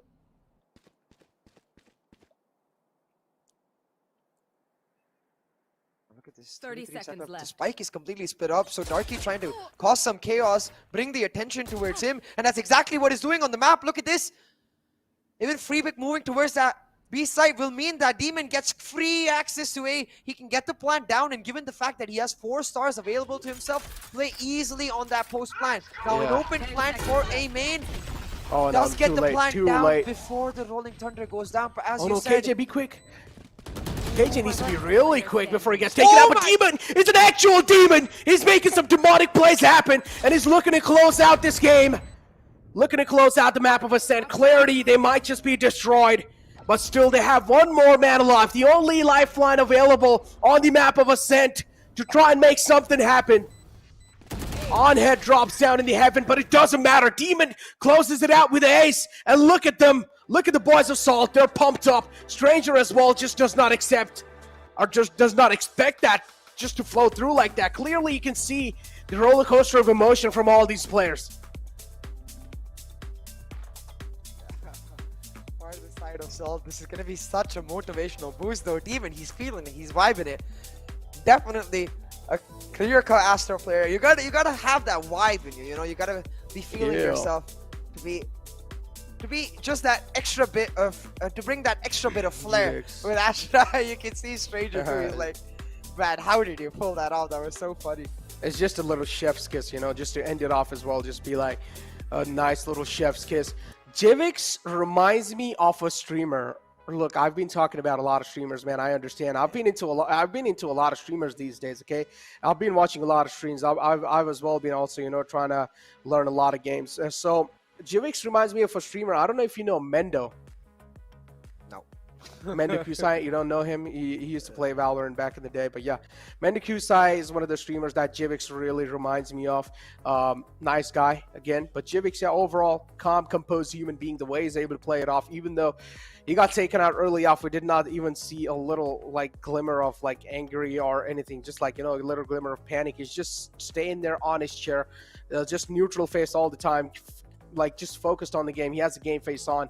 With that being said, Salt able to dominate through on the first map. CA, you said Clarity are going to win. Hold on. Yeah. I know what you said behind the scenes, CA. I want you to explain that. I'm going to say it again. It's the simple fact, right? Like, I did account for the fact that even last time around, Salt was defying expectations, but this victory from Clarity recently was at a LAN.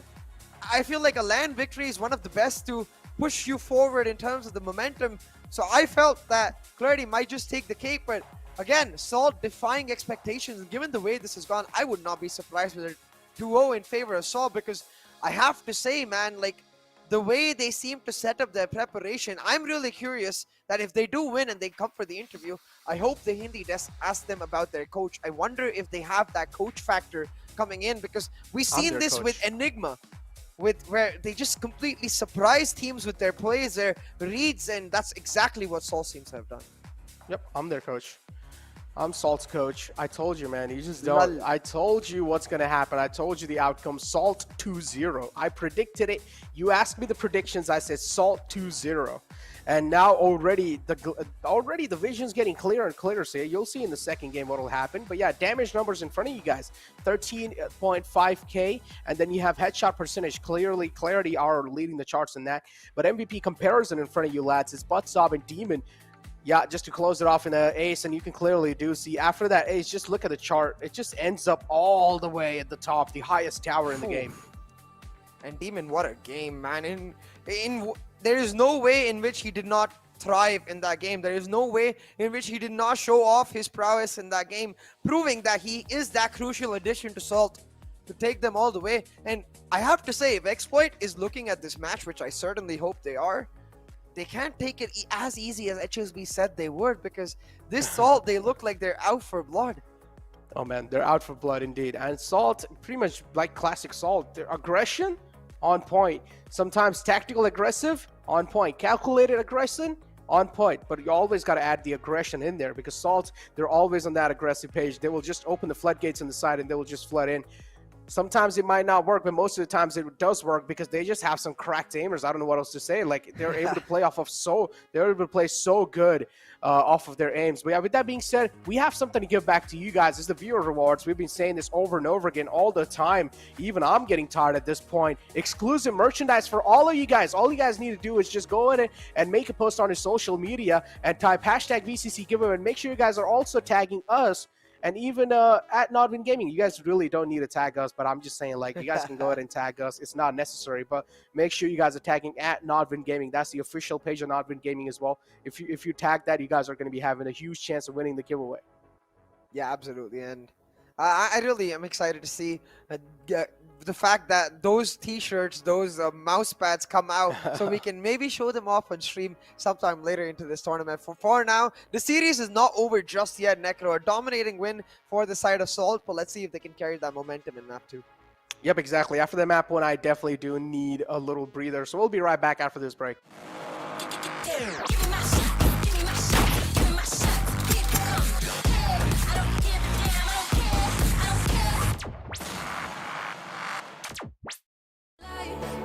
Without you, I don't feel alive. So I just keep on being higher than the sky. Tell me, are you there for me even when I try? Keep on being high. Without you, keep on being high. Without you, keep on being high.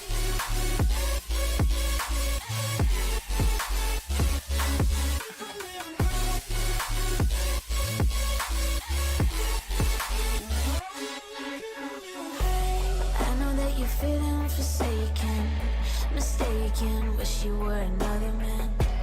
I remember feeling awakened, mistaken, if you thought I'm in that place where you want me to be, but I don't want you back. So it's easy to see when I'm high all the time, 'cause I have lost you, get the thinking why. We used to be so high on life. Without you, I don't feel alive. So I just keep on being higher than the sky. Tell me, are you there for me even when I try? Keep on being high. Without you, keep on being high. Without you, keep on being high.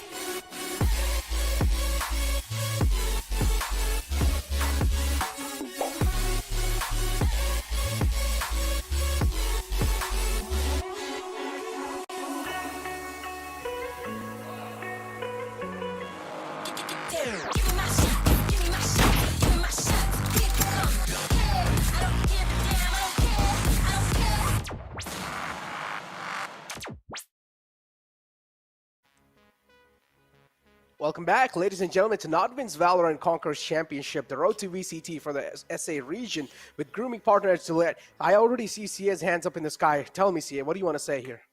No, I'm just excited for map 2. I was like, as soon as you let's hear go. I was NODWIN's drum Valorant, roll. it's just like Yeah, drum rolls. Oh, exactly.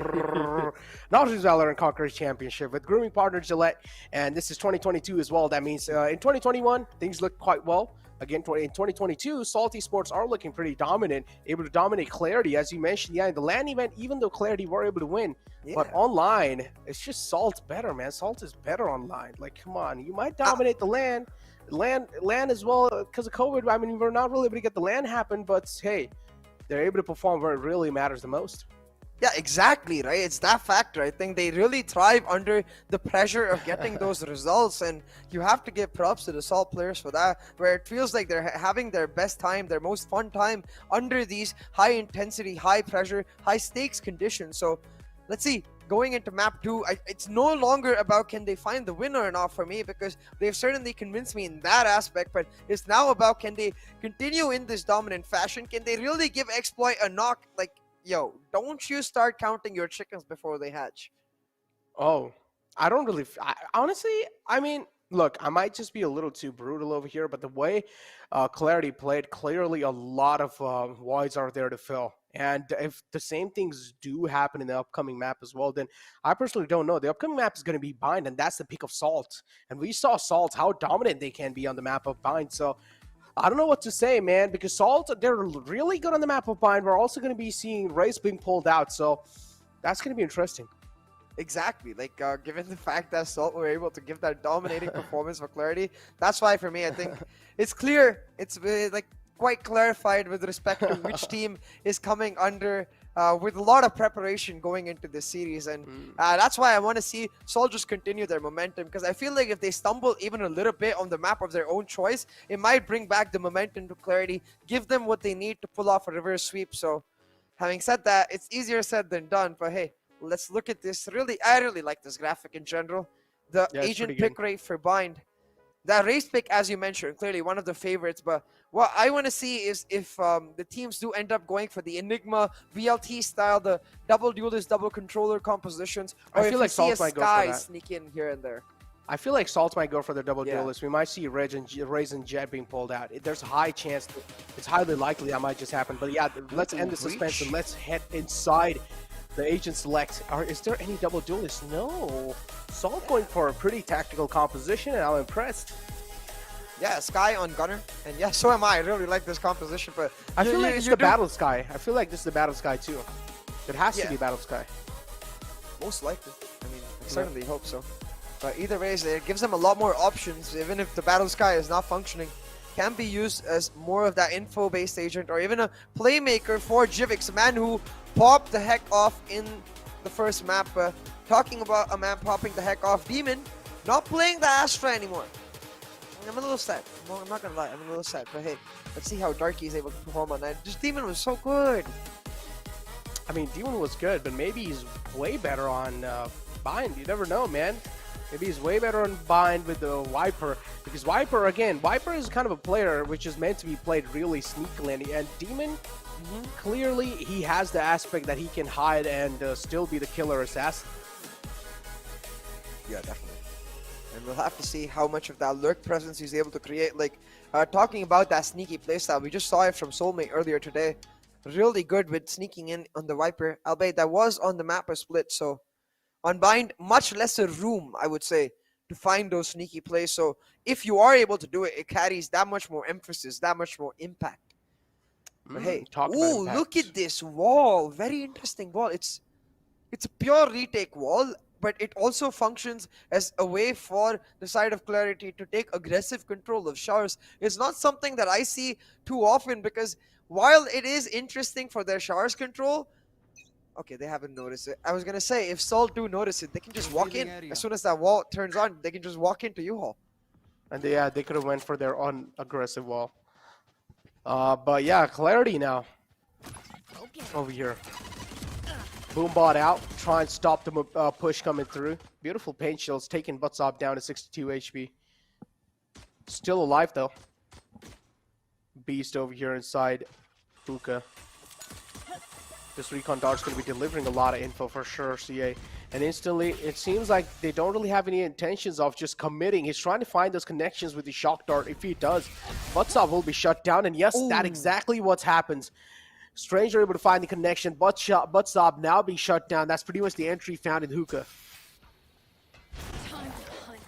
Now, they're not actually going to go towards there. Instead, walking in, using their own Viper wall, using the Trailblazer to get aggressive info into the site. Now with this U-Haul control, they can look for the plan, knowing that all of the players of Clarity are focused towards that Shower's angle, trying to push in though. Jivix, he gets caught out by the flash, but he still manages to get 2 kills while being flashed. What does this guy eat for breakfast? How is he so good? I got no clue myself, man. Clarity, look at this. On head able to find a frag onto Jivix, and then instantly if the follow-up comes through, and Salt again able to kick things off really well on the map of Bind.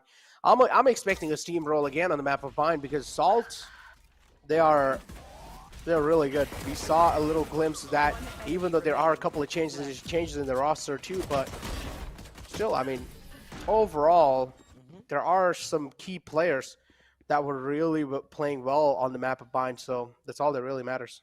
I still remember one of the most insane clutches of VCC overall.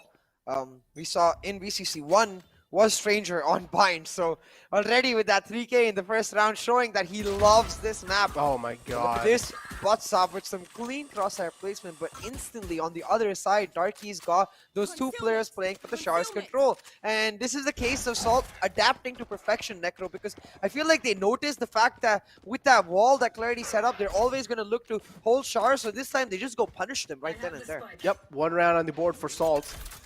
The aggressive nature, as always, just showing up. They have a man advantage too. Each and every single player has Spectres in hand. Stranger needs to realize there's 3 players going to walk up right onto his crosser, so he's going to be having a lot of trouble to deal with soon. 3 players at the same time. Stranger, is he going to be able to mow him down or not? That's what I want to find out. He certainly looks extremely focused. 2 players. Now they're just taking a stop here. And there you go. Regrouping together. Stranger crosses train. Man's going to walk straight up in his head, straight up in his crosser. Headshot found. But it's fine. He's got the teammates to back it up, and Demon will just shine through. Yeah. Overall, Salt getting another round in the hands. 2 guns off of Salt, so not really a bad outing. Okay-ish. I mean, considering the fact that one of their players was just carrying the Ghost, really only 1 weapon lost overall, so I think Salt happily able to go on to the bonus in this next round. Only Demon carrying that Ghost in, considering the fact that we talked about this at the start of the map too, that Viper is the sneakiest player, the player likely to stay alive for the longest amount of time in that round. It's effectively a pure bonus because she's not going to be looking to take those early duels. It's instead going to be her teammates, just as they are. Oh, that's, I think the second satchel failed a little bit there for Jivix. He did not get entirely into Showers, but it's okay. They still get the control of that area. Gonna hand over the Ultra, I believe, to their Sky, looking to get their Seekers online ASAP. It's actually funny to see, like, when there's a flash through, how Jivix's face as well is getting, like, flashed. It gives me, like, some real feel, you know, like some, as if, like, a realistic feel. Feels good to see that. Not gonna lie. Everyone's just... Wait, you like teammates flashing each other? Looks kind of cool, especially when you also do see the flash actually flashing on your own face in real life. But Clarity, 2 frags, Clarity able to line up the bodies, and it seems like for now in this round it's going to be really tough to stop him. But keep this in mind, this was a bonus round for Salt, so even in the next round they're going to be able to get a decent amount of guns up. Yeah, they're going to be able to get full buys across their entire team. So for Clarity, it's no longer about trying to hold on to their guns the way they were trying to hold on here, of which they did a phenomenal job. Just a single weapon loss, so it's going to be a full buy versus full buy on either side. So for the side of Salt now, they really do need to make sure they go back to their defaults. If you remember the initial pistol, the way they were able to isolate Butsab, shut him out from the hookah angle, I think that's something they need to go back on, because in this last round, the way they repeated that A split, it did not work out. Clarity showing that they're not a team you can take just lightly either. You need to continuously be surprising. And talking about surprising, look at his 3 stack and be guarded. Oh my god, Beast. Oh, he's making it hurt. Talk about making it hurt. Jivix as well doing the same thing, but instant trade-off coming through. 2 players alive for the side of Clarity. Salt with 3. Darky moving quite close. Yep, on head got taken out. Did not really expect a little bit of off timing on the on head. And now Frebic inside the U-Haul. Man's focused, crosses train as well. All he needs is that initial dink. And clearly he is also having a little bit of panic setup coming through. Not happy about losing that clutch. Most definitely not, but I'm starting to see a bit of a trend emerge here, Necro. It feels like as long as the odds are even, as long as the weapons are at that same level, Salt just 1 step ahead, despite that surprise factor in the B-long area. That 3 stack coming in from Clarity. A great read, by the way. Just the crosshairs of Jivix and Stranger, they shut them down. The placement especially, it's so damn good. And now, Stranger and Jivix, both of those players with their ultimates ready. All they really need to do is use the showstopper to get aggressive entry on the site and then rely on Stranger to close off the round with his Hunter's Fury.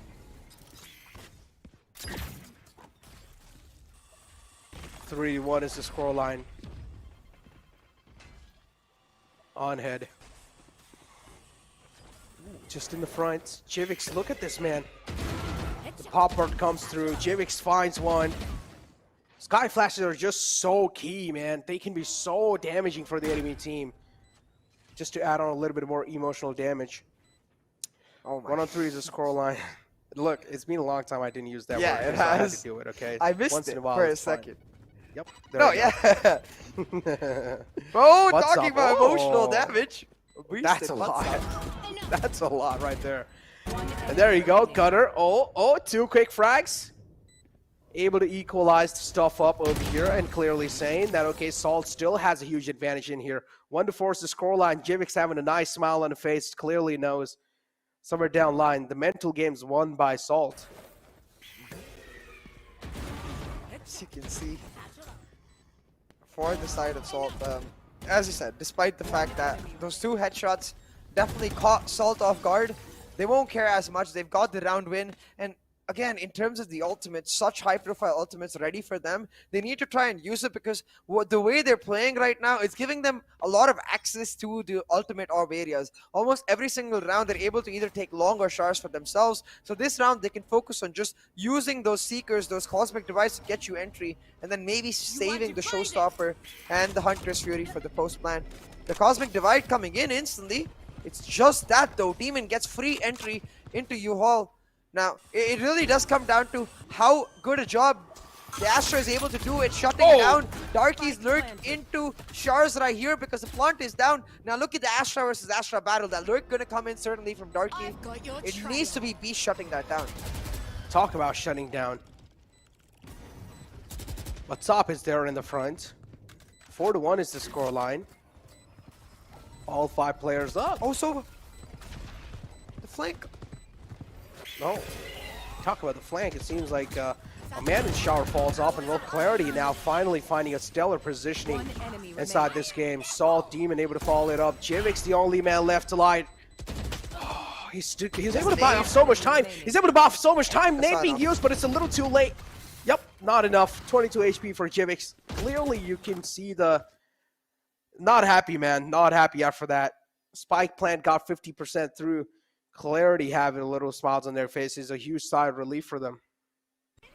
Yeah, on the other hand, you can see how pumped Katak is after that round win for them. He was the one coming in on the long flank, wrapped all the way around from the attacker side spawn area, the link between the 2 sites in near the attacker side spawn to catch Salt completely off guard in their post plants. I think it also denied the lineups for Salt, so playing a huge role in that win for the side of Clarity and definitely giving his team that momentum boost. But on head, you gotta get on out of there. Almost got caught out. He's still able to survive. Can be the same thing for Beast though. And again, these small errors, Necro, we saw this on Ascent as well. The Astra getting caught off this early is never gonna help Clarity. But look at Darky having a lot of utility to work with, man. Still, Salt can make a lot of plays happen, and talk about man advantage heavily favoring them too. So now they can go for some crazy play. Jivix is the man to pretty much go for those. Oh, look at that positioning. Jivix moves away in the nick of time. Onhead finds himself a lot of map control, and Jivix will be caught here. No, Onhead moves in too.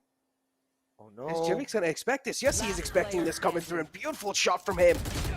Nice read coming through from Jivix, and a flawless round. Salt, and they were like, all right, Clarity, know your place. You guys even won the previous round, but not anymore. And man, this is starting to get a bit one-sided here. Again, Beast trying to find a lurk, but you can see the map control Salt is able to gain. There's 4 power points in this map. There's B long, B short, which is hookah essentially, A short, and A shars. Salt had 3 out of 4 of those power points, 4 out of 5 rounds in these last 5 rounds. And for the side of Clarity, especially considering the fact that they're playing that breach, they need to start getting a lot more proactive. If Beast wants to get that aggressive, maybe take that breach with him. Set up those combos with the fault line, the flashpoint, and that way Beast won't necessarily get caught. They can get information and come back. But every single time, Beast going for those dry lurks very early into the round. With the Astra gone, it becomes so hard to hold on to sight. She is the primary controller at the end of the day. Even though it's a double controller composition, the Viper more of a sentinel, not really a pure controller the way the Astra is. Clarity Esports is a known organization in Pakistan region. And in some other game, they have pretty successful teams too. But heading outside from this tournament in such a one-sided competition is definitely not going to keep them happy, man. The happy faces will be sad. But still, they've been able to make it to semifinals. That's huge in itself, as I mentioned. Each and every single team deserves a big ups and deserves hearts and deserves love. So maybe next time they're able to come back even stronger. Oh yeah. They have a lot of utilities available, a lot of ults as well. Look at that. Clarity can definitely make something happen, but I still feel like they should not use it in the eco round.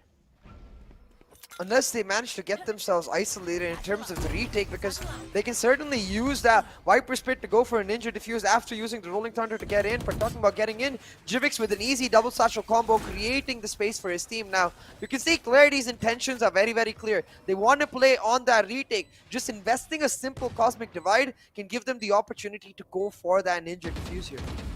Talk about going for a Ninja Diffuse. Jivix just moving around, trying to find some connections, not really able to do so. 2 on 5 is the score. Oh, look at Demon. Oh my god, just raining down death and destruction, raining down terror. Beast able to find 2 huge frags with the frenzy, but is not going to be able to follow it up this time. And Darky, it's just a cracked aimer from Salt, man. Even if the executions aren't working out, all Salt needs to do is just activate themselves in the aim game.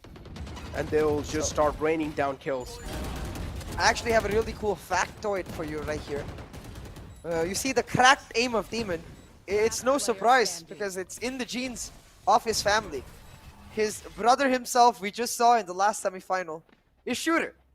You can see the cracked aim carries across both of these brothers. So, interesting little factoid. Oh, I need some tips. And I'm gonna get some tips. I need some of those genes, man. Okay, that's weird. Moving on. 6 rounds on the board. 4 Salt. And 2 rounds only on the board for Clarity Esports. Beautiful snake bite to try and put a stop, but Satchel's not going to stop it anytime soon. Jivix able to find the entry inside Hookah, gives away a call, and look at on hit, only on 12 HP now. How is that nade able to find kill on to Jivix? Oh yeah, opening frag being found, but the problem is even from the side of Clarity, the Viper's quite low, which is on head, so equal amount of pressure on both these teams, but talk about pressure, it has to be a little bit more on Clarity. Yeah, absolutely. Because Clarity, especially being 1 map down, they need to try and find a way to push back. Bind, we've seen even in the India qualifiers, is a map where defensively most teams thrive, and given the disciplined nature of Salt, they're sure to thrive in that defensive half. Now, Salt letting this clock run down, especially against this current 3 stack of Clarity on this B site, might just be a recipe for disaster for them. But look at them being so sneaky. They're walking in. On it catches them off guard, though instantly the showstopper coming in. Buttstab launches a rocket in Gunner's face. On the face. Right on the face, too. Destroying them. Oh, man. Feels bad to just, like, explode it on the face. Stranger only on 39 HP, left to clutch this situation out. Man's to the back, and still, he just doesn't care. Just goes for the peak.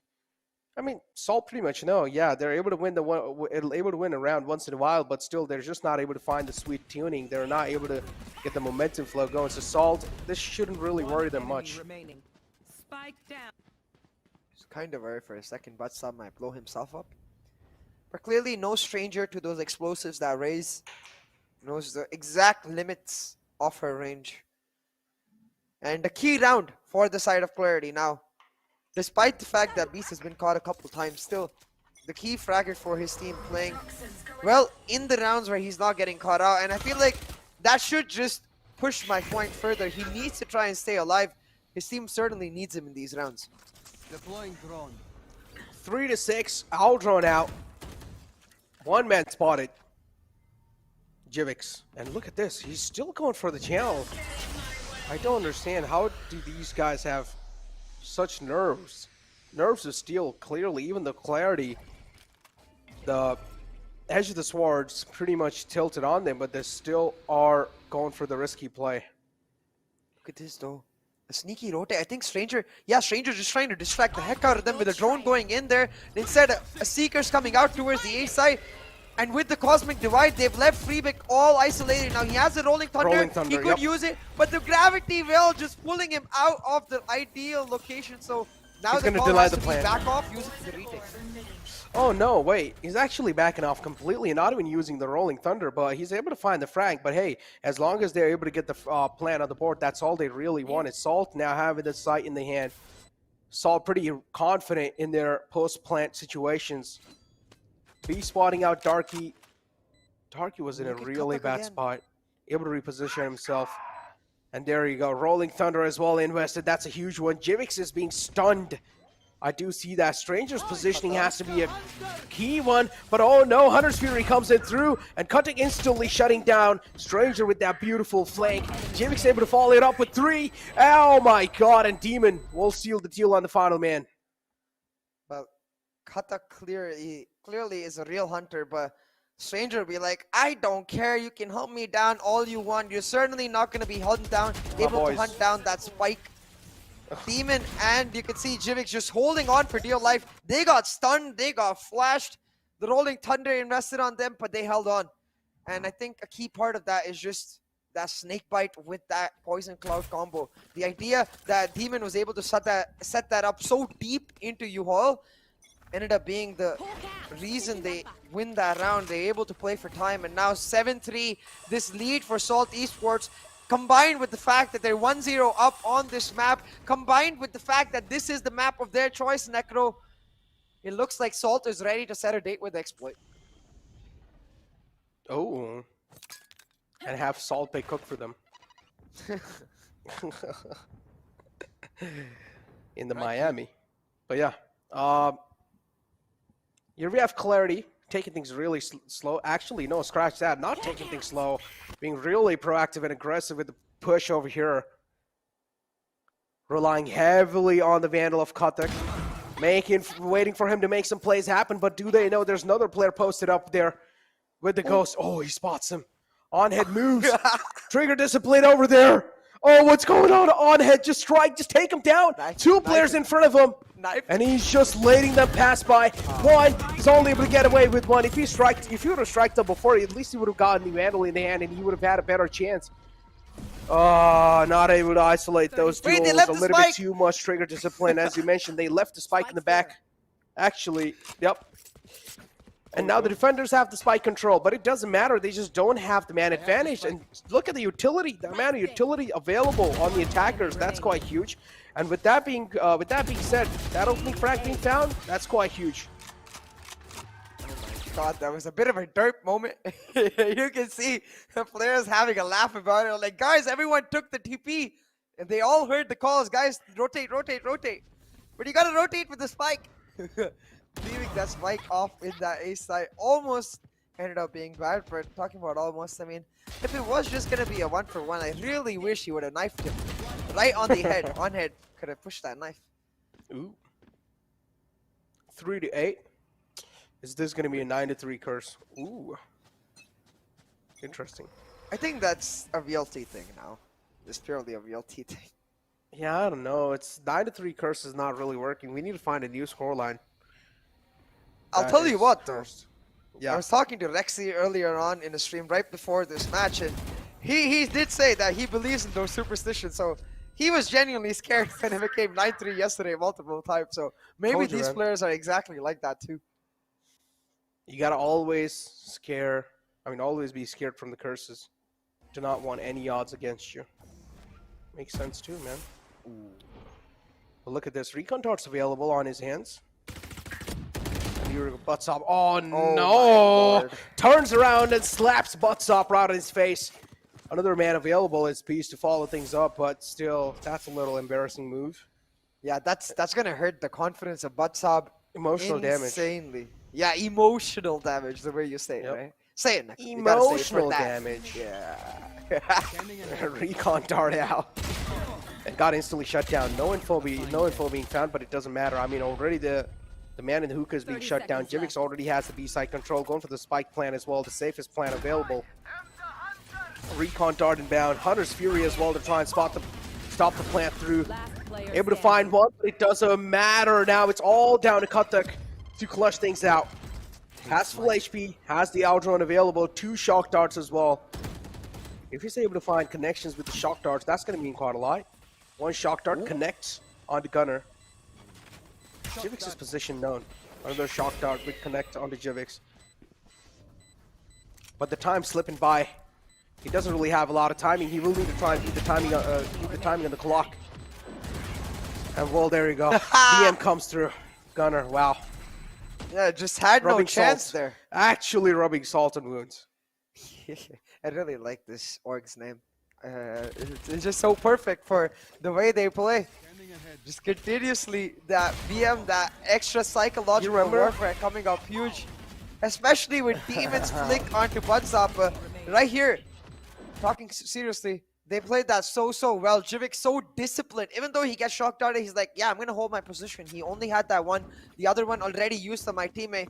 Even though he pushed Jivix and won that fight, as soon as he won that fight, Gunner coming through on the trade. Like, Salt just 2 steps ahead of Clarity every single round. I mean, except those 3 they lost.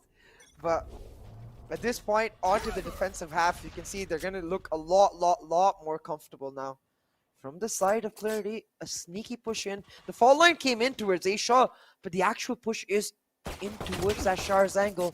But on the other side, Belong control taken. They exchange some shots, and it's actually Clarity that comes off of it worse than... Oh boy. This is when in comp it'd be like, need healing. There's no healer though. Well, there is one actually for Salt. Oh yeah, Sky. Yep. But again, Sky's heals are the kind of heals that are used so rarely. And 3 to 9 being the scroll line, the curse might just be real here. Spot comes through, but Salt, they're able to just stack up bodies. Darky single-handedly is just mowing them down with the ghost. He's finding those taps on the skull, and look at Demon. A demonic laugh from the man. Hey, I'll tell you what. I was a little sad that Demon was not playing the Astra. I am no longer a little sad. Because clearly, the double Ds, Demon and Darky, they've got it in the bag with those Astra plays, man. Look at it. 14, 6, and 2. There are big Ds, but who's the big? Who's the? They both are like 2 Ds, but who's the big D here? Oh my. Moving on. And ignoring Necro for a second. He's the big daddy, dude. Come on. Who? I forgot which of the 2 players, but yeah, moving on. Jivix over here in the hookah. There we go. A beautiful teleport, proactive nature, aggression being shown from Salt Base. I mean, Salt Esports. What's up? I'm just hella confused about why Clarity just left the spike behind and how Salt managed to luckily all TP through from Belong and get the spike for free. Like, what is going on? I told you in the break that we took previously, I'm going to go ahead and grab the script. I actually did grab the script. That's why I gave you my predictions. This is going to be a 2-0, pretty much a steamroll from Salt. And that's what is exactly happening. Clarity in the front. And then you have on head just connecting those shots. Final Hope alive, 11 rounds on board. I'll tell you what, I'm going to put that script to the test. Okay. What's going to be the final score, Necro? Final score is going to be 13-3. No, it's going to be 13-4. No, look, it's going to be 13-3. All right, bet. Have to just see. Bet. How would that rhyme? Yep. Let's go. I'm down. Let's bet. All right. You know why it's going to be a 13-4? What will I get if I win? You will get the fact that you have the script. Like, the odds are stacked against me. You have the script. Oh, that's some BS. What? But hey, I'll tell you why I think it's going to be a 13-4. It's because Salt always lose their bonuses. And that's the round they're on right now. They're on a bonus. So I do think that this round will go in favor of Clarity. With the full buys coming there's a through. first time for everything, trust me. In the script, it says they are meant to lose all the bonus round, but the final round is meant to win. Oh my God, this is why the script is written in the script. Now, if they don't, hopefully they're not going to break the characters. But Yeah, hopefully they keep on going to the script. With that being said, we clearly do have Clarity as well. Huge trouble on their heads. Not happy with the scoreline that they found themselves in, 11-3. As you mentioned, Clarity won last time they fought against Salt, but inside the match, nowhere, like, there's just nowhere to be seen. They're completely lost. And look what's going on over here. Oh my god, What a got pull. stuck in the Clarity well. Gunner and Stranger, both of them, but Stranger luckily able to make it out alive. That was kind of funny. Ooh, for Beast, I like that new name. I don't know if you said that intentionally, or I don't know if you just said that or I misheard it, but Clarity Well sounds more appropriate for them than Gravity Well. But hey, I told you, it's a full buy for Clarity. And in the bonus assault, it just never seems to work out. I feel like the Hindi does give you the wrong script. But hold on for a second here, because anything It's might just just happen. one. The wrong is not over. Yeah, it's just one kill that they've found. You never know. Tables can be flipped anytime. On head, moving back now. 11 rounds on the board. 3 rounds only for Clarity. Demon moving in slowly. Look, Clarity are so unaware of what's going on. If Demon's able to find these openings, that's going to mean quite a lot. They're able to mow him down single-handedly. Jivix's nade will pretty much try and seal the deal, but no. Stranger takes a lot of damage from his own teammate's nade, and he's just walking right past him. Oh, guns retrieved in their hands. Beautiful gravity well from the side of Darky, and oh no, one last man alive. A huge burden on Stranger's head. Stranger, please clutch this out. You need to follow the script. Well, he certainly has time in his favor. He knows that they can't go anywhere but A. So the slow rotate across showers might catch them completely off guard. He has They a won. benefit for himself. They won. Shut down Beast. Spike And I down think you A. did have the right script there, Necro, because Told you. very less time left. There's no time left. Salt win their first bonus. Oh my god. And Stranger, Told you. no stranger to these situations. He finds the clutch out of Told you. nowhere. I It was need meant my to be hands close. on that. It's also written on the script that Oh my it's gonna make God. it look like they're gonna lose it again, but no, they're gonna strike back when when it's least expected. See? Okay, Script. seriously though, just to clarify for the viewers, One enemy remaining. there is no actual script. It's just nuts the way these rounds are going out. No, I'm nuts. What are you talking about? It's not the rounds. I'm the one who's Well, I nuts. am Like, not I'm able to contesting predict that. everything. You definitely are nuts. Astrologist Necro, but talk about the stack up coming through from the log. He's able to mow each and every single player down. The flash comes through, and Stranger making some demonic plays happen. He's a star player indeed. Oh my god, the key alive gets spotted, butts up. The only lifeline available to try and hold it off, to try and keep his team alive. It's a 1-on-2 situation. Vandal in his hand, trying to tap it away, but no. Salt, they're just really dominating. And Salt, they're going to move in the grand finals against Team Exploit. It's going to be one of the most interesting grand finals for sure. Man, that shot, I can't get over that shot. What? But hey, I have to give props to Salt, Necro, because this matchup was supposed to, at the very least, be close, if not go in favor of Clarity, considering the recent results. Not only do Salt shut down the recent results, they do it in a dominating manner. 13-3 on Bind. Holy moly, I Exploit. won.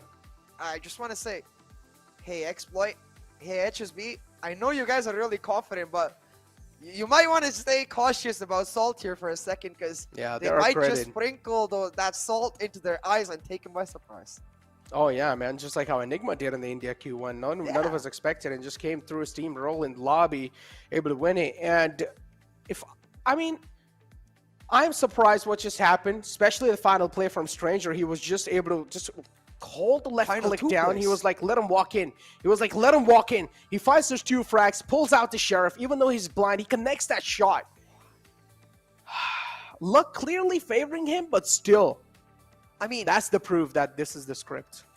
maybe once it's luck, but twice surely not, right? Even in the round just before that, he was the one who found the Yeah. clutch. So, Stranger just amazing, Game changer. especially on Bind, man. He did the same thing in VCC 1, finding these insane clutches on Bind. they need exploit. You need to ban this map. You need to ban blind away from Salt. I told you, Salts are really strong for, like, really strong in bind. And I honestly don't know why Clarity did not go ahead and ban bind map over here. But yeah, Jivix from the side of Salts was clearly doing really good, but Stranger in the end started popping off big time. On the other hand, Beast with only 14 kills, only three rounds in the hands of Clarity. Feel really bad for them, not gonna lie. Yeah, I certainly do feel bad for Clarity because it did feel like they were caught completely off guard. I don't think what they showed was the true potential of their team, but then again, it's just as important to adapt in game as it is to come into the game with a strong preparation. And in both regards, Salt took the cake today, Necro. They might lose in the headshot percentages, but they certainly do not care. Because all the headshots Clarity hit in the game, the only headshot we, the viewers, and Clarity are going to remember is Strangers. Yeah, indeed, Strangers headshots is what we're really going to remember. Headshot percentage, though, yeah, Clarity having the headshot percentage lead over here, but on the other hand, it's just Salt dominating their way through. Objective wins maybe one on the side of Clarity, but still, it just doesn't matter. I mean, MVP of the entire best of 3 series has to be Jix with the consistent performance that he was able to show, and a clean sweep 2-0. I'm surprised. I'm caught off guard. Not gonna lie. I'm certainly caught off guard because not only did I expect Clarity to come into this much stronger, I thought they would take the win. Fair enough, Salt came into this looking insanely strong, but I did not expect it to be such a one-sided affair. Jivix, you can see, such a beast on both the Jet and the Raze. 7 first bloods, 39 kills across 2 maps. And, well, it wasn't a one-man show. It was certainly a team show for every single player of Salt. You gotta tip your hats to them, and you can see Jivix, Darky, Stranger, Demon especially, with those clean plays. It runs in the family mostly. 81 kills, man. 81 kills on his side. Headshot percentage, not that well, but take a look at Darky. His headshot percentage is certainly the highest, and then Demon is the second highest. But Stranger overall, such an instrumental player, being the backbone, having also a lot of pressure. Same thing goes with Darky. These two players, being the backbone, they have some sharp aim. Yeah, it would make a lot of sense, like, for, I think, Jivix's headshot percentage to be low, because every single time we saw Salt thriving, he was the one creating the space. He was the one going in, just spraying and praying, and usually getting the frags to start them off. So what I love about this Salt right now is how coordinated they seem to be with respect to the roles they have. For Team Exploit versus Salt, the exact same final from VCC 1, Pakistan-Afghanistan Qualifier 1. Last time Salt did take the victory, but last time around in that finals, there was no HSB, so we'll have to see, man, because HSB was hella confident earlier on today. Yeah, now HSB definitely is just like the, a complete game changer for Team Exploit, and he's the most key player for the entire team of Team Exploit. But again, Salt over here, it just looks like they are upgraded from what we saw in the last time. And now moving on to the grand finals, we're going to be seeing Team Exploit versus Team Salt. As you mentioned, we saw the same finals in the past as well, but this time both the teams are a little upgraded. They're both a level ahead, so I want to see how things are really going to be looking like. Especially that brother versus brother rivalry. Shooter versus Demon, man, that just makes it so much more spicy, because they're gonna be like all cool, probably eating with each other right before the match, probably telling each other good luck. But as soon as the match starts, they're gonna be at each other's throats, looking for each other's heads, looking to rip each other apart. Oh, looking at each other or rip each other apart. And I'm pretty sure after a while, we're also going to be finding out who won the giveaway as well in the end of the day. Because as I mentioned, every single day we are giving away one set of merchandise away. And there has to be one of you guys winning from the chat. So yeah, we'll be able to find it soon. But with that being said, keep this in mind. Our grooming partner is Gillette and NODWIN Gaming's Valorant Conquerors Championship. So overall, grand finals tomorrow, man. What do you think? So what are your predictions going to be? Oh, I have no idea. I'm going to grab myself the script real quick and decide. All right, yeah. Thanks for reminding me. I won that, so... Okay, take a bow. Yeah, you have the script, Necro. It shouldn't come as a surprise to you. Listen, you already knew it. I was capping, okay? I was capping. Yeah, I got no script, guys. I got no pulled script. off an insane prediction. Yeah, to be fair. Like, Or maybe I'm just really good. Yeah, that's why I said you pulled off an insane prediction. Not a countered prediction. when I was just complimented. really good. Like I knew what was going to happen. The way they were playing, I was able to analyze it through. I have some Alright some then, demonic eyes. Demonic So eyes. what's You guys your don't see 'em. prediction for tomorrow? 3-1 exploit. Ooh, okay. 3-1 exploit is my prediction for tomorrow. Exploit are gonna go home. I mean, they are home. They are gonna sit pretty much on a nice group call. They're gonna have like nice coffees. I'm telling you guys right now what's gonna happen. And then they're just gonna like pull up the watts from today. They're like, all right, let's see how Assault are able to play. And I'm pretty sure tomorrow we're gonna be seeing Bind banned as well. If exploit they don't ban Bind, they're nuts. I don't know what the game plan is gonna be like. So if Exploit don't ban Bind, what is your prediction? Yeah, but I'm gonna hold on to my words. We can continue the conversation. We have to give away winner in front of us, and it's Aditya Dower from Indoor. Congratulations, my man! You just won this entire set of NODWIN's Valorant Conquerors Championship, the VCC merch. You successfully were able to get this post through, and you were the lucky one that got chosen from this. So I hope you really enjoy the goodies that are going to be shipped back at your home. Yeah, getting back to the question, what kind of question did you ask me again? If Bind isn't banned, then is your prediction the same? No, that's what I'm saying. If Bind is not banned, then it'll be 3-1. It'll still be 3-1. If Bind isn't banned, then they will be able to get banned. Bind. But if Bind is banned, they will still be able to get one map. So that it is. Now, go back and remind what I just said. So just for you to give a little bit more time, it's time for us to end the show as well. Had a lot of fun in the semifinals of Pakistan-Afghanistan qualifiers, but tomorrow are the grand finals. So ladies and gentlemen, do not forget to tune in tomorrow. But with that being said, it's Necro and Sia signing off.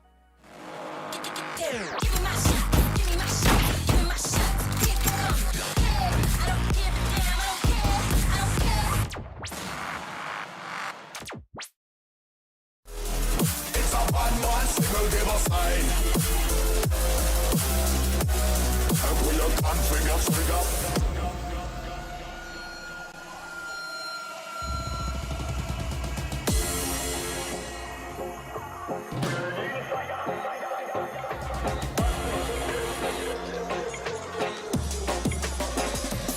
Me are the burning fire and natural born killer. When me bust into flame, watch out some mics. You better turn it, I am make the bad boy bigger. When they come around, we all go on them. Listen to the word and they buy your cuts in the middle. When the flames get higher, put up your gun fingers. Return all of the fire, it's a bad man signal, give a sign. And put your gun finger trigger. Gun finger trigger. Gun finger trigger. Gun finger trigger. Return all of the fire, it's a bad man signal, give a sign. And put your gun finger trigger.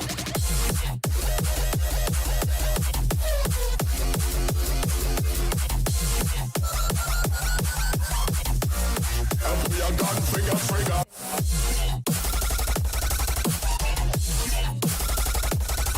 Pull up.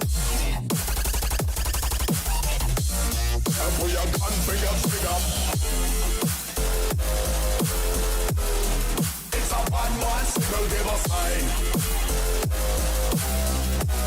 And pull your gun finger trigger.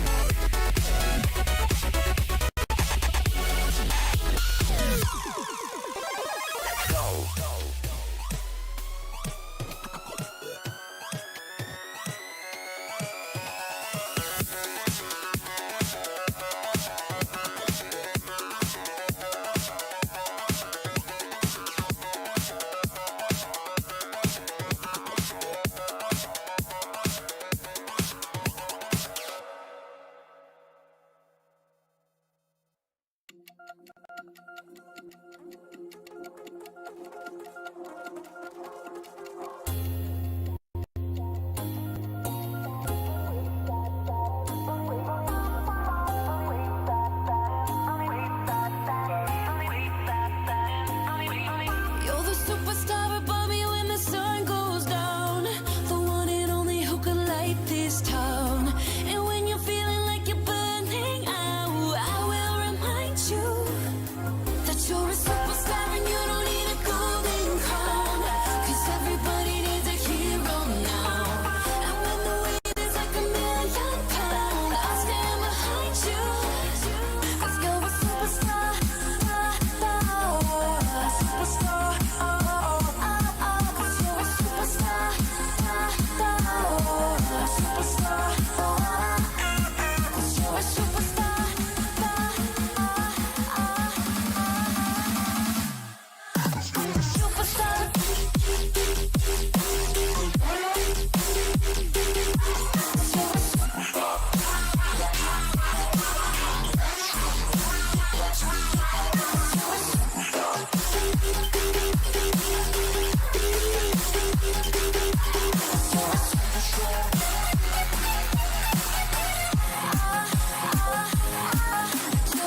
Superstar.